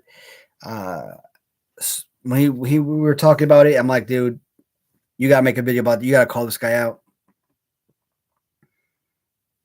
I thought about it. I'm like, you know what? Hey, if you don't want to do it, man, I got all the information here from all these photos you provided. I will make the video myself and call this guy out if you want. If you don't want to, man, that's cool. But I really want Kirk to have the opportunity to kind of tell his story and kind of have like this whole podcast sort of atmosphere.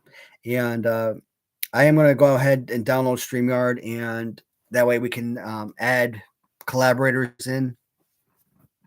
You can't invite collaborators on a live stream for when you download from the computer, but I noticed you can only do that from your cell phone. But the cell phone is, when you're watching it, if you're watching it on like a TV screen, you got like that image. If you're watching it on your cell phone, it's perfectly fine because it fits the screen of the cell phone. But if you're facing someone like so, you're gonna basically see this much of the screen, right? On your big screen, you got a big 60, 70 flat inch screen, flat 60 to 70 inch flat screen TV hanging up on your wall. That little small space is really gonna be an annoyance. So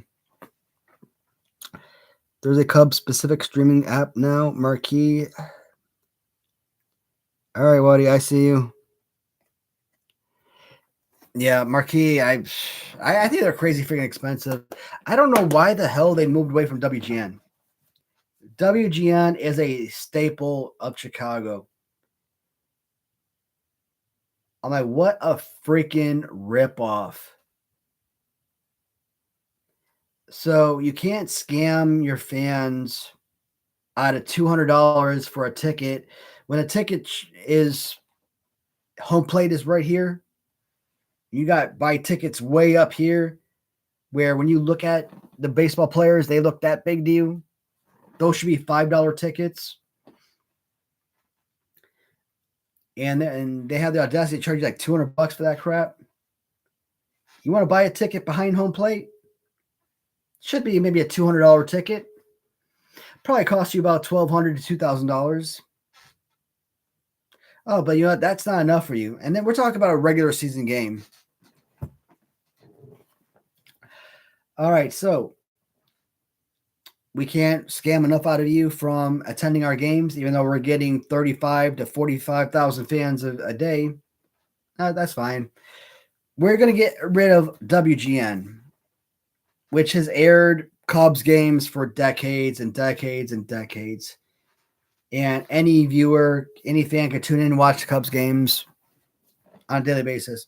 No, now we want to create this marquee network, kind of like the Yes network of the Yankees, and we're gonna monetize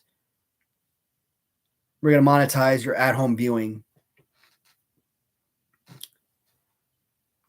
So you want to watch Cubs games? No more watching on WGN for free or Channel 10 CLTV. I don't know if that still exists. I assume it does. Uh, Back in the 90s, early 2000s, we used to have a channel 24. I think that was called FSN. I think that was a Fox Sports Net. I don't know if the channels have changed, but Channel 9 WGN, Channel 10 CLTV, Channel 24 was Fox Sports Net, and those would air Cubs games or White Sox games. And I used to love the 90s because, uh, especially late 90s, 98, 99 in particular, CLTV, it was like WGN or ABC, NBC. It was just another news outlet, right? So anytime a Cubs game or White Sox game aired on CLTV, after the game, I forgot the anchor, but he would host like questionnaires after the game, and you would call in and you would be able to talk to him. So I think I started watching that in 1997 because I remember Albert Bell signed with the White Sox in '97. I remember my brother Richard had called up CLTV and was actually on the phone during that live show and asked, why didn't the Cubs sign Albert Bell? He was a White Sox fan, but I guess that was one of the questions he wanted to ask. And, or what did he? Oh man, 1997. Did he actually speak to somebody? I could have sworn he was on that episode, but maybe not because I have this vague memory of one of the people that answered the phone telling him because it was too much money.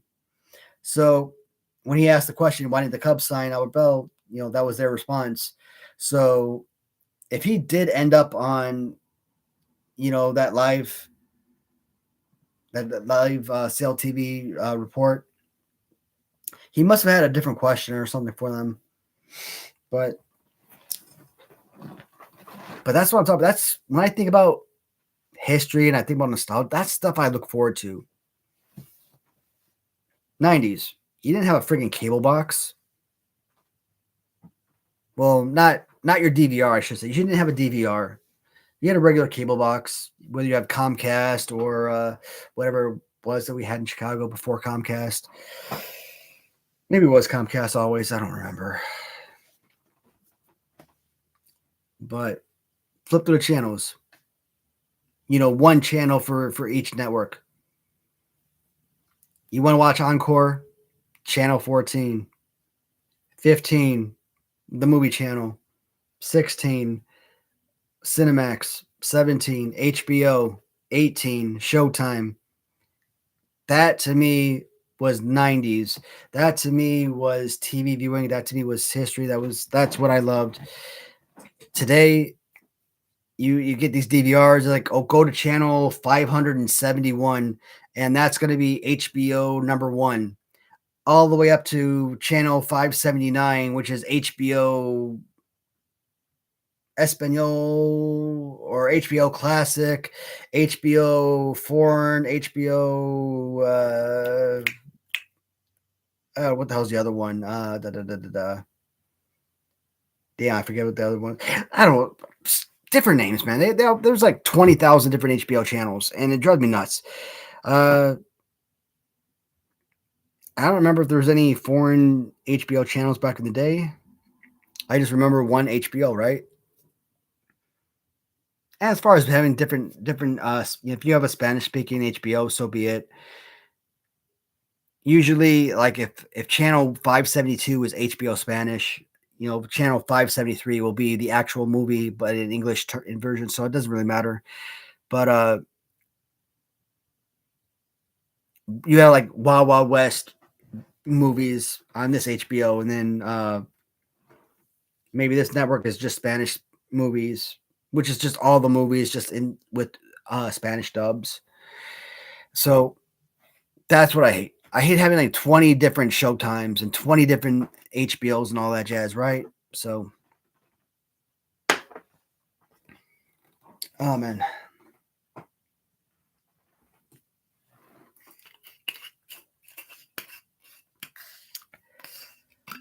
All right, guys. I am going to hit up probably a couple more of these, but my wife wants me downstairs to feed the cats again. I'm like, dude, didn't we just feed the cats like 2 hours ago? What happened to this feeding the cats every 4 hours type of deal? 4 to 6 hours, 4 to 7 hours, whatever it was.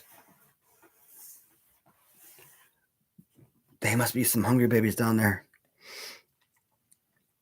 All right. I think my live stream went out. Lost all my viewers. I can never tell. I'm over here talking to myself, and I don't know if the thing disconnected or not. I'm gonna die. Whew. So, I see you, buddy. Mm.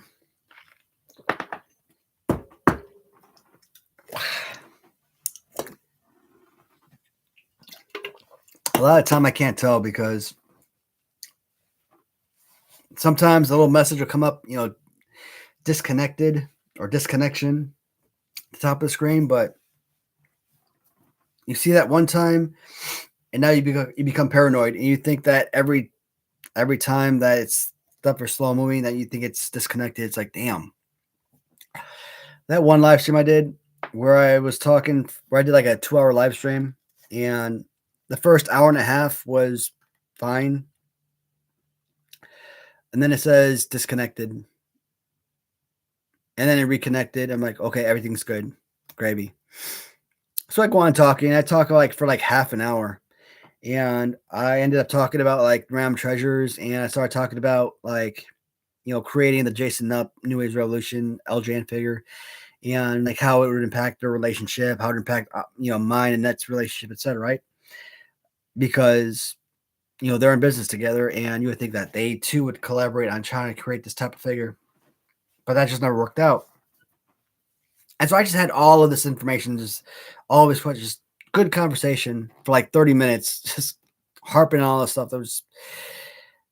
I lost it all. If you go back and you watch a live stream, like it only shows you like the first hour or 25 minutes or something. So I'm like, son of a bitch. Like I hate that. Like you see the live stream and it still like counts down, right? And so you're thinking that you're good to go. But no, once you see that disconnected, you basically gotta shut down the live stream and like reconnect, which is stupid because I don't want to do 2 or 3 live streams in a day. I want my viewers to be able to watch these, simultaneously. But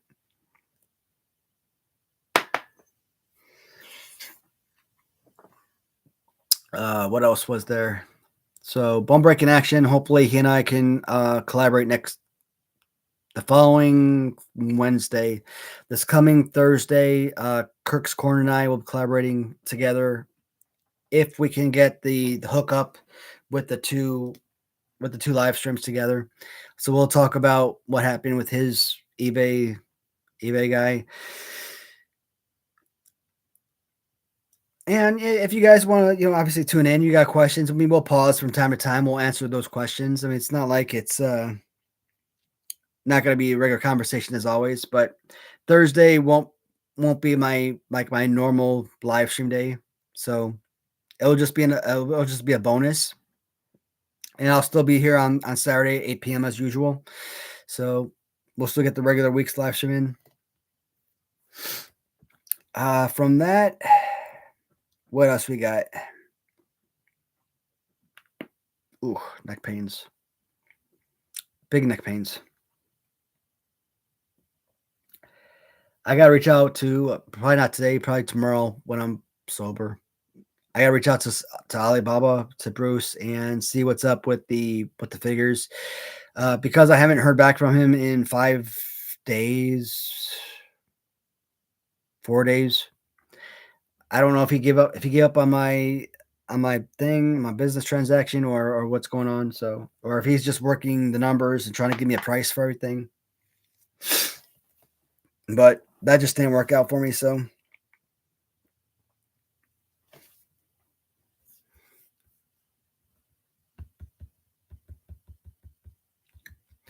and if you guys know of anybody that's that might be interested in my channel, please feel free to forward my info to them. If all they want to do is watch my live streams, that's another thing, guys. Today, all 3 of these videos are put up on subscribers only. So I don't know if that means that's only subscribers can view it, or if that only means that only subscribers can leave comments. But I'm hoping it means only subscribers can view, because like I said, I want these videos to be unique and special for, subscribers and people that are following the channel on a regular basis. Kind of itchy nose, goddamn. It's like right here in the tip, and it's bothering the crap out of me. This coming week, I think Hastel Toys this week has the 3 sets of Jake Roberts coming in the mail. So there might be a full-on review of Hastel Toys Jake Roberts figures. Tomorrow, I have not filmed a magazine review video, and tomorrow will be week 4. There's no magazine review.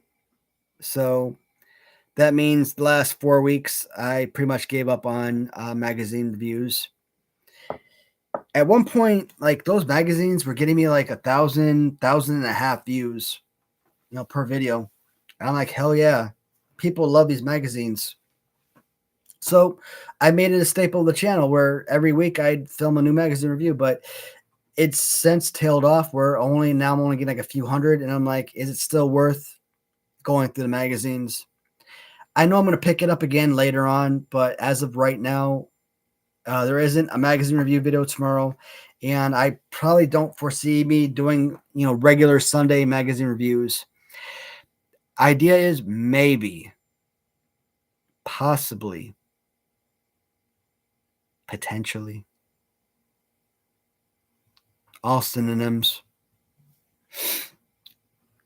Maybe one week I will go out and maybe Monday through Friday, just every single day, nothing but magazine review videos. And that way it'll make up for the 4 weeks that I missed thus far. So Sundays are no longer considered magazine review day. Or you could just simply say, hey, I'm on summer break for magazine reviews.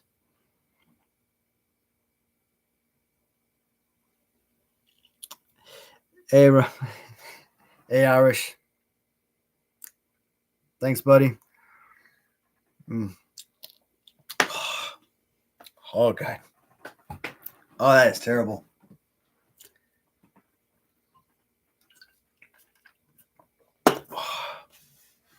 You know what's super crazy, man? My wife, she and I have been watching 60 Days In for the last few weeks, right? Maybe the last couple weeks. And we started off at like season 7, I think. And we've seen other seasons in the past, but recently we watched season 7. Then we went back and watched season 6. Season 6 of 60 Days In, man, like everybody was dropping like flies. Everyone was exiting the program. So they had to come back and do like a second tour. And, here's these police officers and these correctional officers, etc. Basically, these undercover police officers to come in and do the second phase of 60 Days In, because the original batch of contestants they were all freaking, they weren't completing the full 60 days. So that season was extra long, like 16 episodes long or something. Season 6. Season 7 was good. Season 8, we watched a couple episodes, and I think Hulu or was it Netflix, one of the two,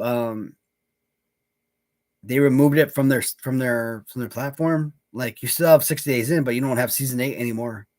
I'm like, what the hell? So I think we watched season 9 after that. And then we watched seasons 1 and 2, which we've already seen. And now we're on season 3. And I don't know if it's just because we watched all of these seasons back to back and I'm like, I'm over it. And I'm just bored watching 60 Days In every day for like the last few weeks. Or if season 3 of 60 Days In is really that boring. I don't know if you guys watch that show, but like either I can't connect with the buyers or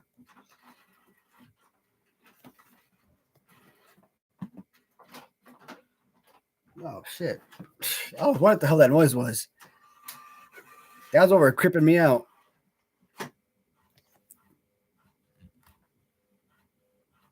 Damn printer's going off. I'm like, what the hell?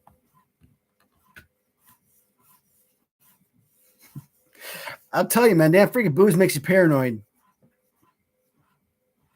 I'm like, is there some freaking monster like clawing at the damn door or something? Like,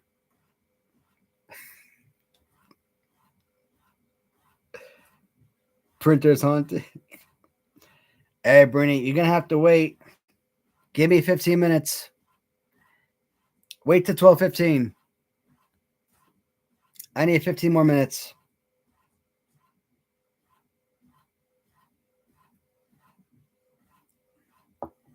Hold on, I don't know if she's on or if she just comes on to like check your messages on YouTube. Give me 15 minutes.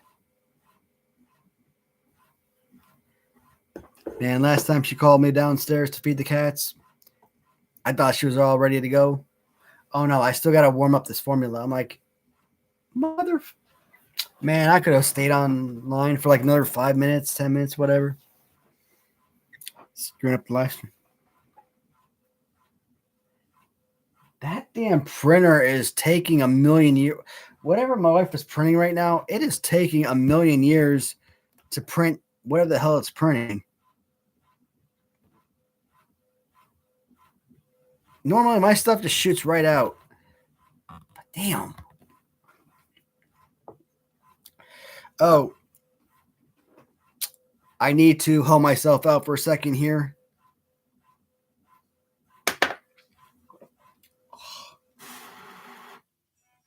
Ah, terrible.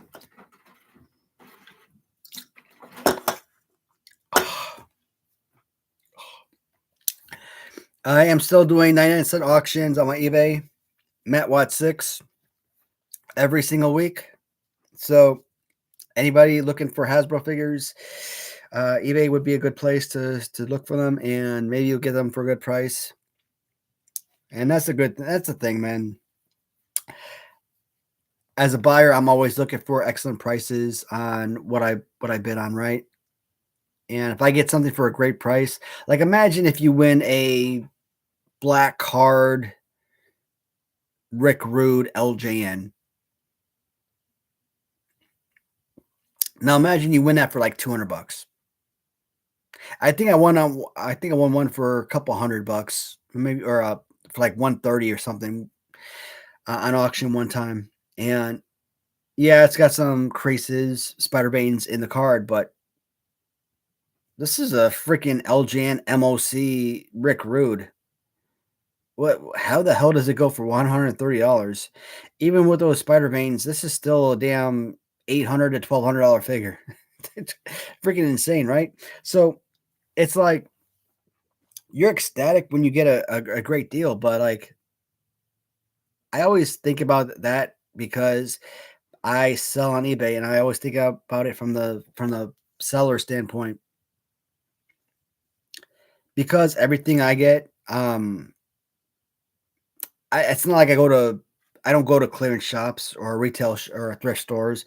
I don't go to like my next door neighbor's yard sale and buy a box of 50 figures for $1 a piece or whatever.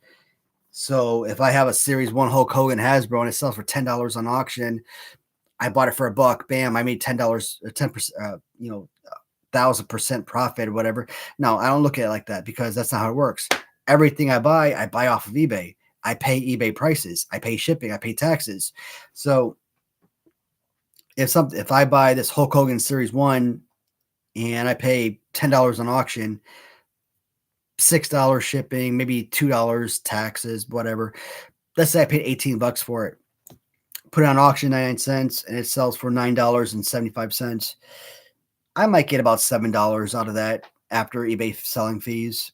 And I'm like, okay, well, now I'm looking at this as like a $12 loss, right? So it, it it's awesome when you get a great deal as a buyer, but when said buyers are getting great deals from you as a seller, not good.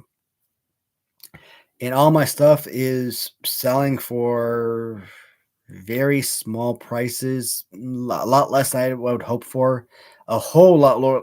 God, oh God, a whole lot less than I paid for, right? But I've got a million figures and they're not selling at all. So I figured I'd start a 99-cent auction. Maybe it starts bringing in new followers to my eBay account every single week. So I don't try to like over flood it with, 30 to 50 auctions at one time. I do about 15 auctions each week, just select 15 random figures and kind of go from there. I mean, I've had a couple that have made good sales. Like recently, my nails sold for $56. I think Nasty Boys, I had a tag team set that sold for $56. I think somewhere around there.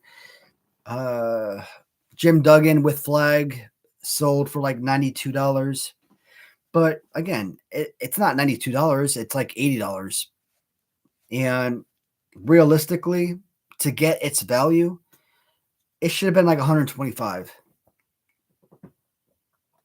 So that kind of sucks. But I'm hoping by taking these figures, putting them on 90-cent auction, letting them sell for what they sell for. I was stuck at like 75 followers on my eBay for like a million years. So I'm hoping that each week I get new and new followers, and hopefully those followers climb to 100 followers, 200 followers, 300 followers, and eventually I'll become someone like Mabel Toys. Oh man, if you guys see this Instagram post, that's freaking insane.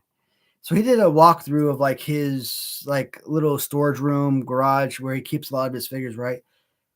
Oh my god, damn! Andrew has like 100 billion freaking action figures. But I tell you, man, Andrew helped me fill like majority of my Hasbro, my initial Hasbro collection. Not to mention, I even had a secondary Hasbro collection, a secondary complete Hasbro collection. But like a year and a half, 2 years ago, I disbanded that collection because I had all the figures in one bundle, and I had them up for like a year, probably even longer than a year, and it was every single Hasbro figure. It would not sell for the price I wanted.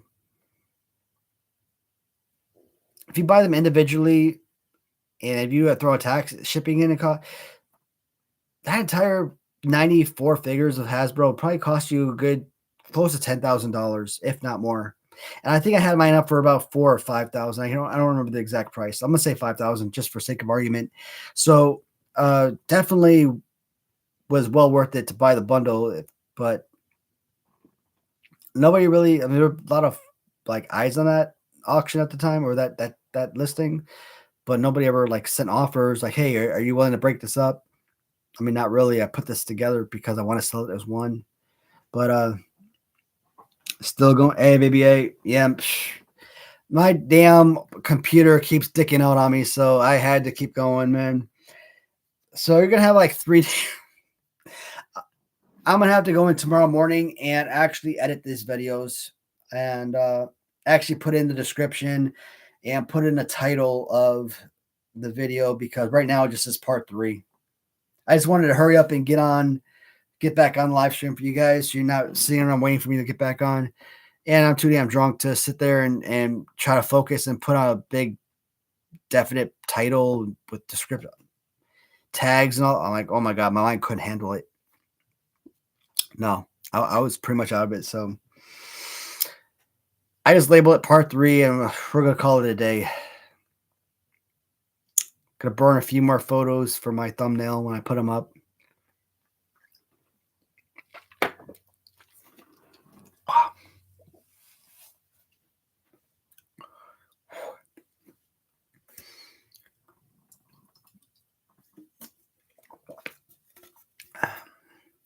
Red Thunder, watermelon flavored energy drink. This bitch is 160 calories. Crazy. All right.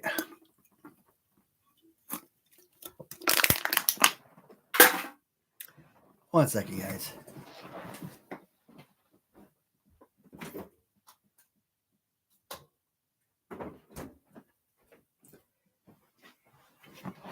I still had this can from last week open, so I'm going to add my gridlock, which is only 10 calories per can, which is fine. Well, damn, Matthew, you that prissy? You're counting calories now? Not really, but just the goddamn back. Oof. Energy drink and boost. Hey man, that's a winning combination. Wow, dude, how freaking drunk are you? Combination, not combination, but combination. Somebody, please, for the love of God, I hope somebody has like a little notepad. Like every live stream just sits there and like writes down all the stupid shitty stuff I say during my live stream. Because some of the stuff is epic gold, man. Combination.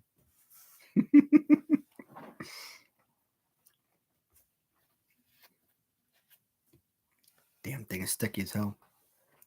All right, we're at 12:10. I 5 more minutes, guys. I told my wife I'd be done at 12:15 and help her with the next feeding of the kittens. So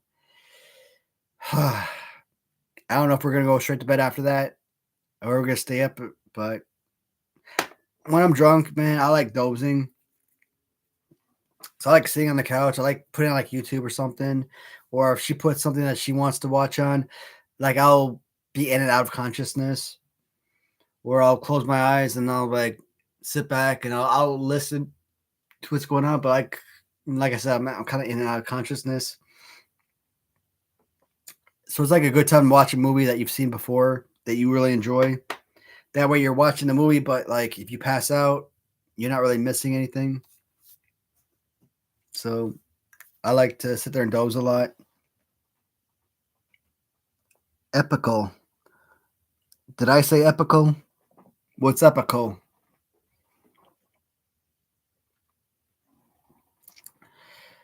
Ah, shit, yeah. You know how many wrestling tapes I have, and I've only watched, like, I actually popped them in and legitimately watched them, only a few of them. I think that 1989 Royal Rumble tape is probably the one I watched more than any of them. And it's always the Royal Rumble. I don't watch any of the matches, tag team. I don't care about that stuff. It's the Rumble itself that I actually care about.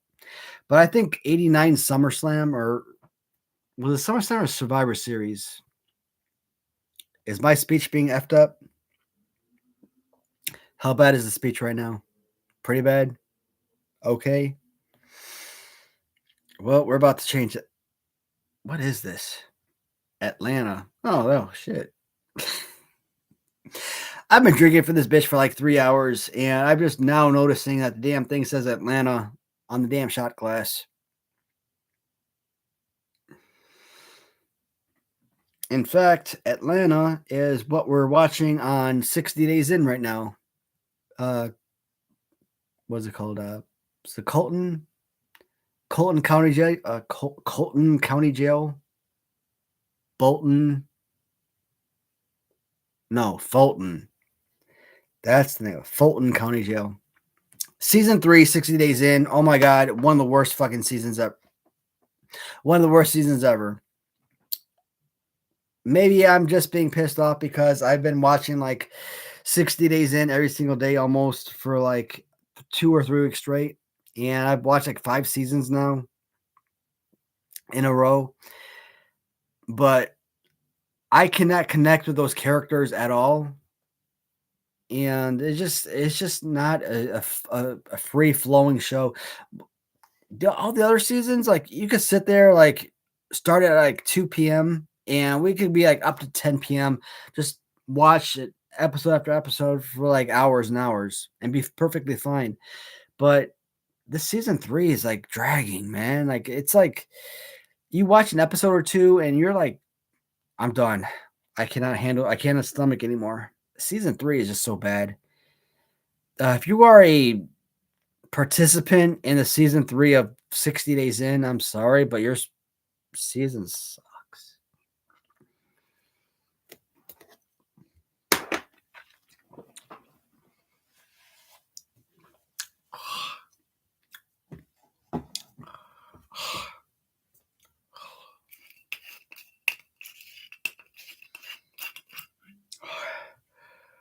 First, hold on a minute.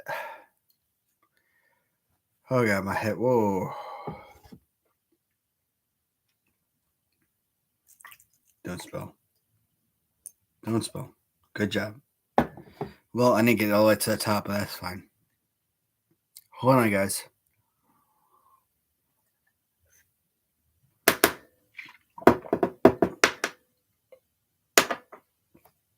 One more. One for the road.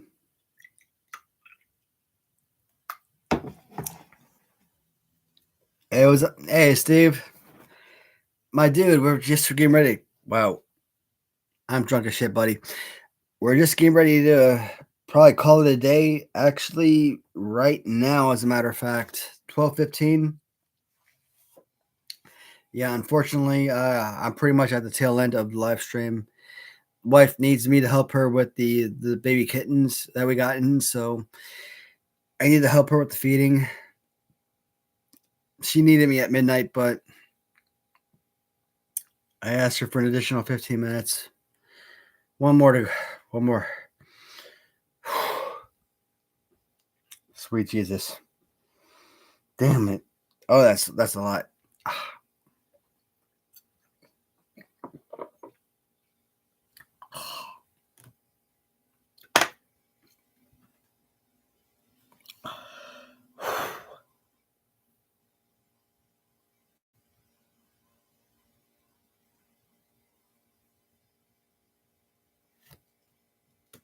Not quite the sleeping part of the show yet. Oh, damn.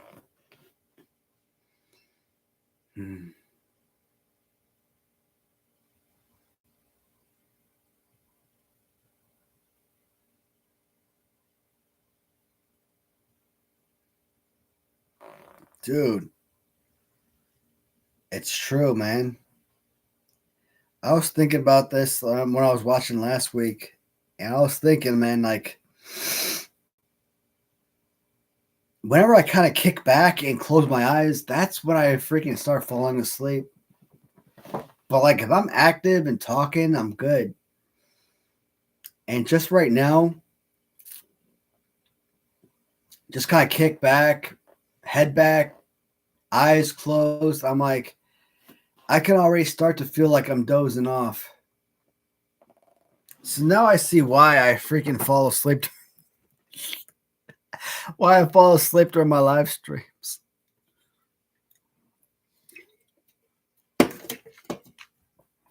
Oh man, I enjoy these shows so much, man. They're so much fun.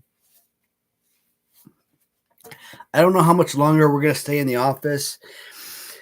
I've been thinking about potentially moving either back to the blue room across the way where the posters in the background, or B, move in next door to the purple room with all the collectibles.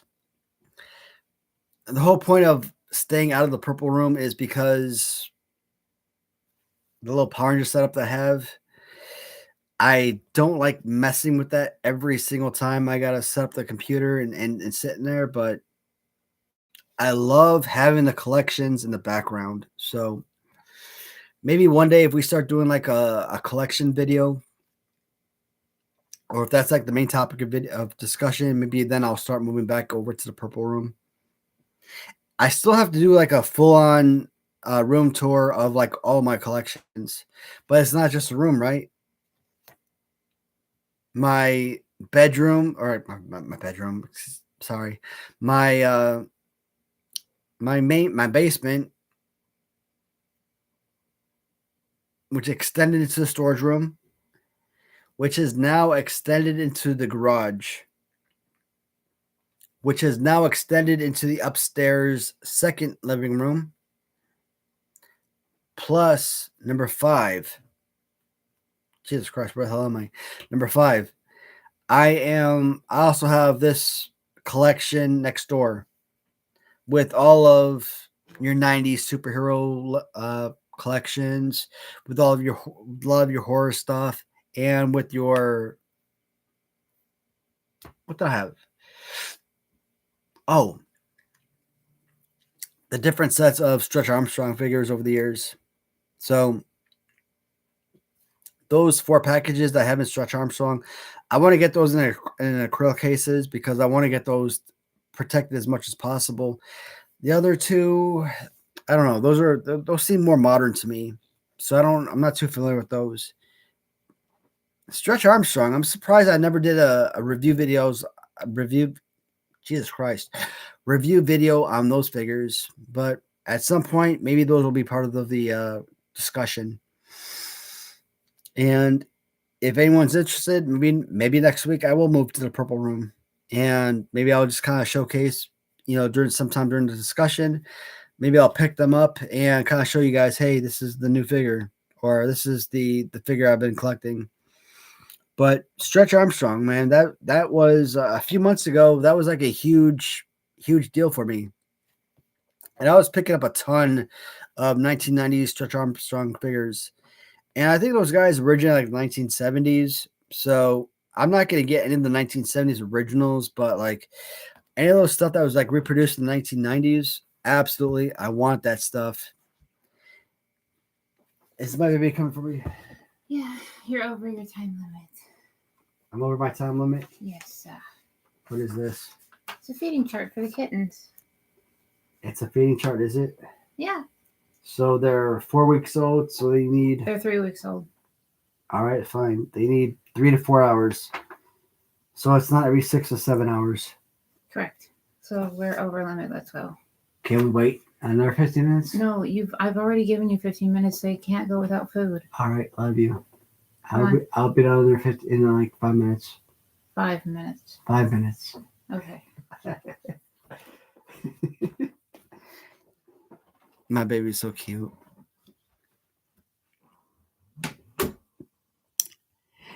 Hey, baby, hey, we might do Stretch Armstrong, man. Yeah, let's move to the purple room next week. So I'm gonna use this little table right here. Damn, dude, that's solid marble. I'm gonna use that table next week. That way I don't have to move any of my figures out of the way, and I'll just set it up. And where I'm gonna be sitting, the Stretch Armstrong's figures will be right off to my side. So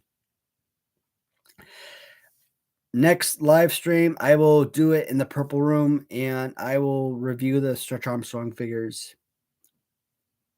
If I forget and I end up back in this office, just let me know, and I don't know, we'll work it out somehow.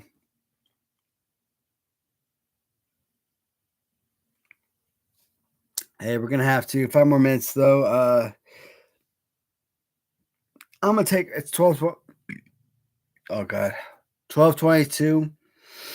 We're gonna take it to 12:25.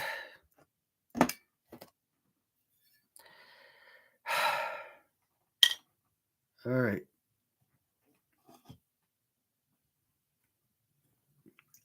Oh shit.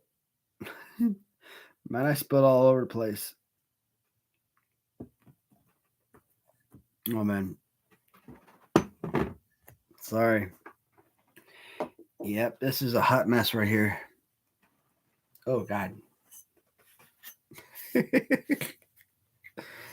Oh god, yeah, that's it is time for me to go, guys, because I am now I'm just a little bit sauced. Just a little bit.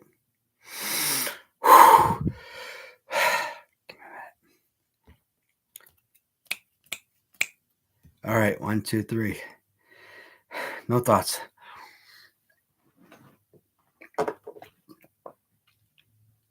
Oh.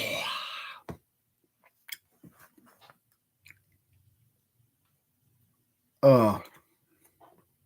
Wow. Oh, God. Oh, wow. Oh, that is terrible, guys. If you guys are looking for drinks, man,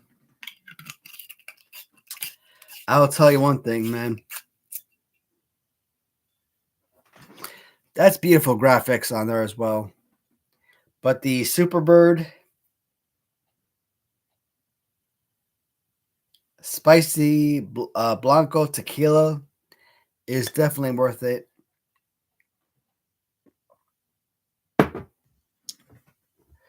That's good stuff, but man, that's not something I'm gonna be drinking every week. Oh God, that's too much. Is it just me, or was my baby in here just a few minutes ago? Was I supposed to do something? Yeah, I'm way out of it, guys. Damn. She was. All right. So I'm not paranoid, man.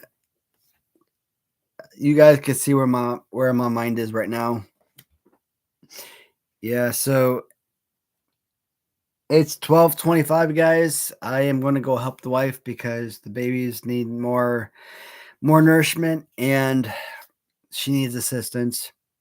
And those cats, they kind of latched onto me, so as the little father figure, and I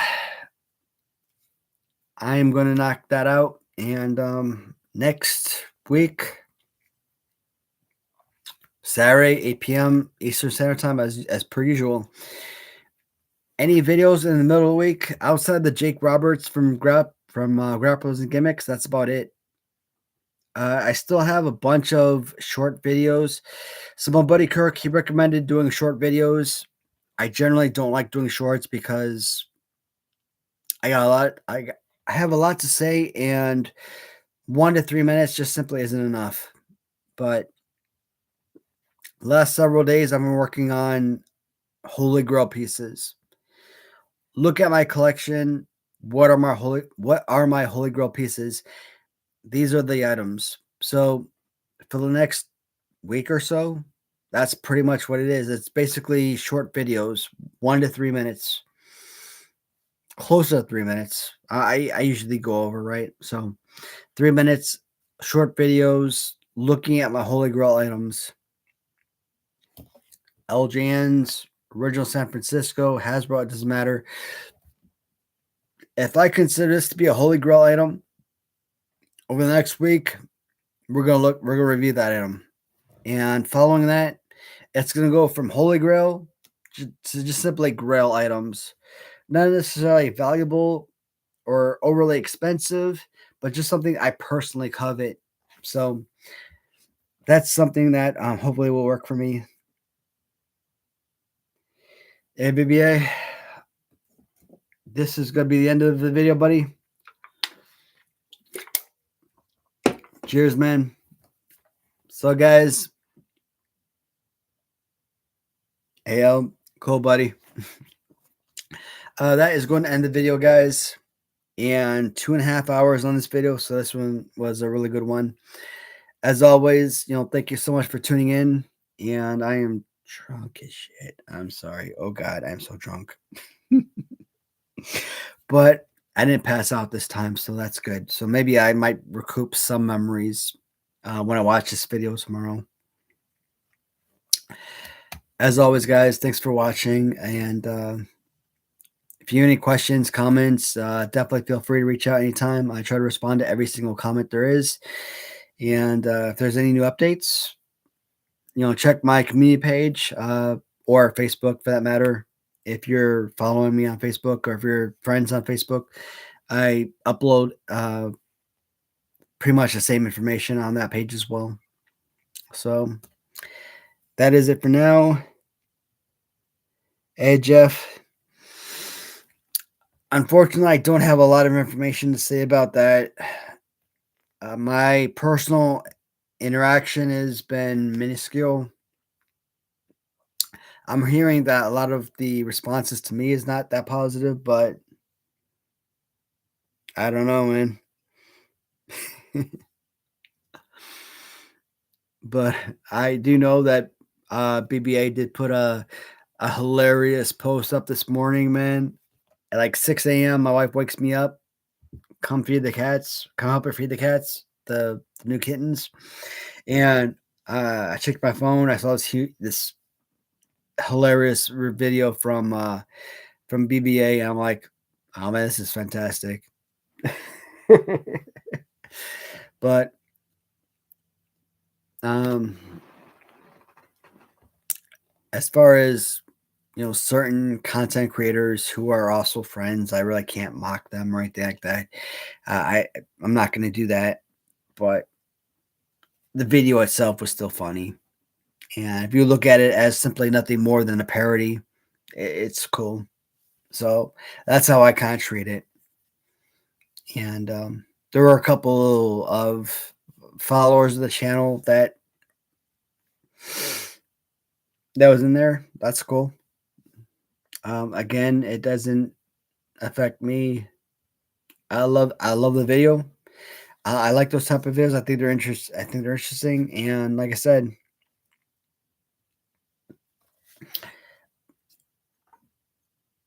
there are a couple channels I would like to, obviously come back and make do with what they're doing, but we'll see what happens with their channels and over time. Guys, check out Rick Hunter on YouTube. Also check out Irish fella Robert Leggins, new secondary channel. Get those guys to 50 subscribers. You want to do me a favor? Get those guys to 50. Help them get to the ability to start doing live streams. So, Irish fella, he's already had his ability to live stream before, but he moved on to a secondary channel after the first one got hacked. So, please subscribe to a secondary channel if you haven't already done so. Also, my man down here, BBA, 320, I think 20 subscribers, something like that. If you're subscribed to me, subscribe to Bone Break in Action. Funny as hell. Videos were amazing. Always high quality, no matter what you get. We're not talking Hollywood stuff. No, forget that. We're just talking realistic quality stuff. And his playtime, or actually his playtime, I'm sorry. I'm drunk. I'm just trying to read this message over here. But his stop action motion videos are about as perfect as can be. I think only Bum Wrestling, who's done amazing work as well. That's another guy I highly recommend. Oh my god, check out Bum Wrestling if you haven't done so already. And he's got a lot of stop motion action as well. A lot of conversation, a lot of interviews and stuff. I think those videos are incredible. So I see them on Facebook before I ever see them on YouTube, but I love that stuff, man. It's amazing. And next week, if we have the opportunity, I'd like to talk more about that. But that's going to close out this week's, guys. 2 hours, 39 minutes for this one. Maybe I'll delete the previous two videos. Nah. Okay, thank you. Burn School. Yes, sir. Absolutely, man. So, Bum Wrestling, BBA, Rubber Leggings, and oh man, I'm so friggin' drunk, man. Who was I talking about earlier? Rick Hunter. Oh god, Rick Hunter. Check out his YouTube channel as well. That's it, guys. Damn. You know what? Jason. JP's World of Wrestling. I haven't called him out in forever. I think last check, I think it was like 130 plus subscribers. Guys, JP's World of Wrestling, get him up there as well. I know he doesn't post a lot of videos, very often, but another really awesome dude. I think that a lot of us in the community really appreciate. So let's help him get up there as well. With that being said, guys, as always, thank you so much for tuning in. I am going to close the video here, and I do look forward to talking to you guys all on next week's video. And until then, guys, stay tuned. Thanks, everybody.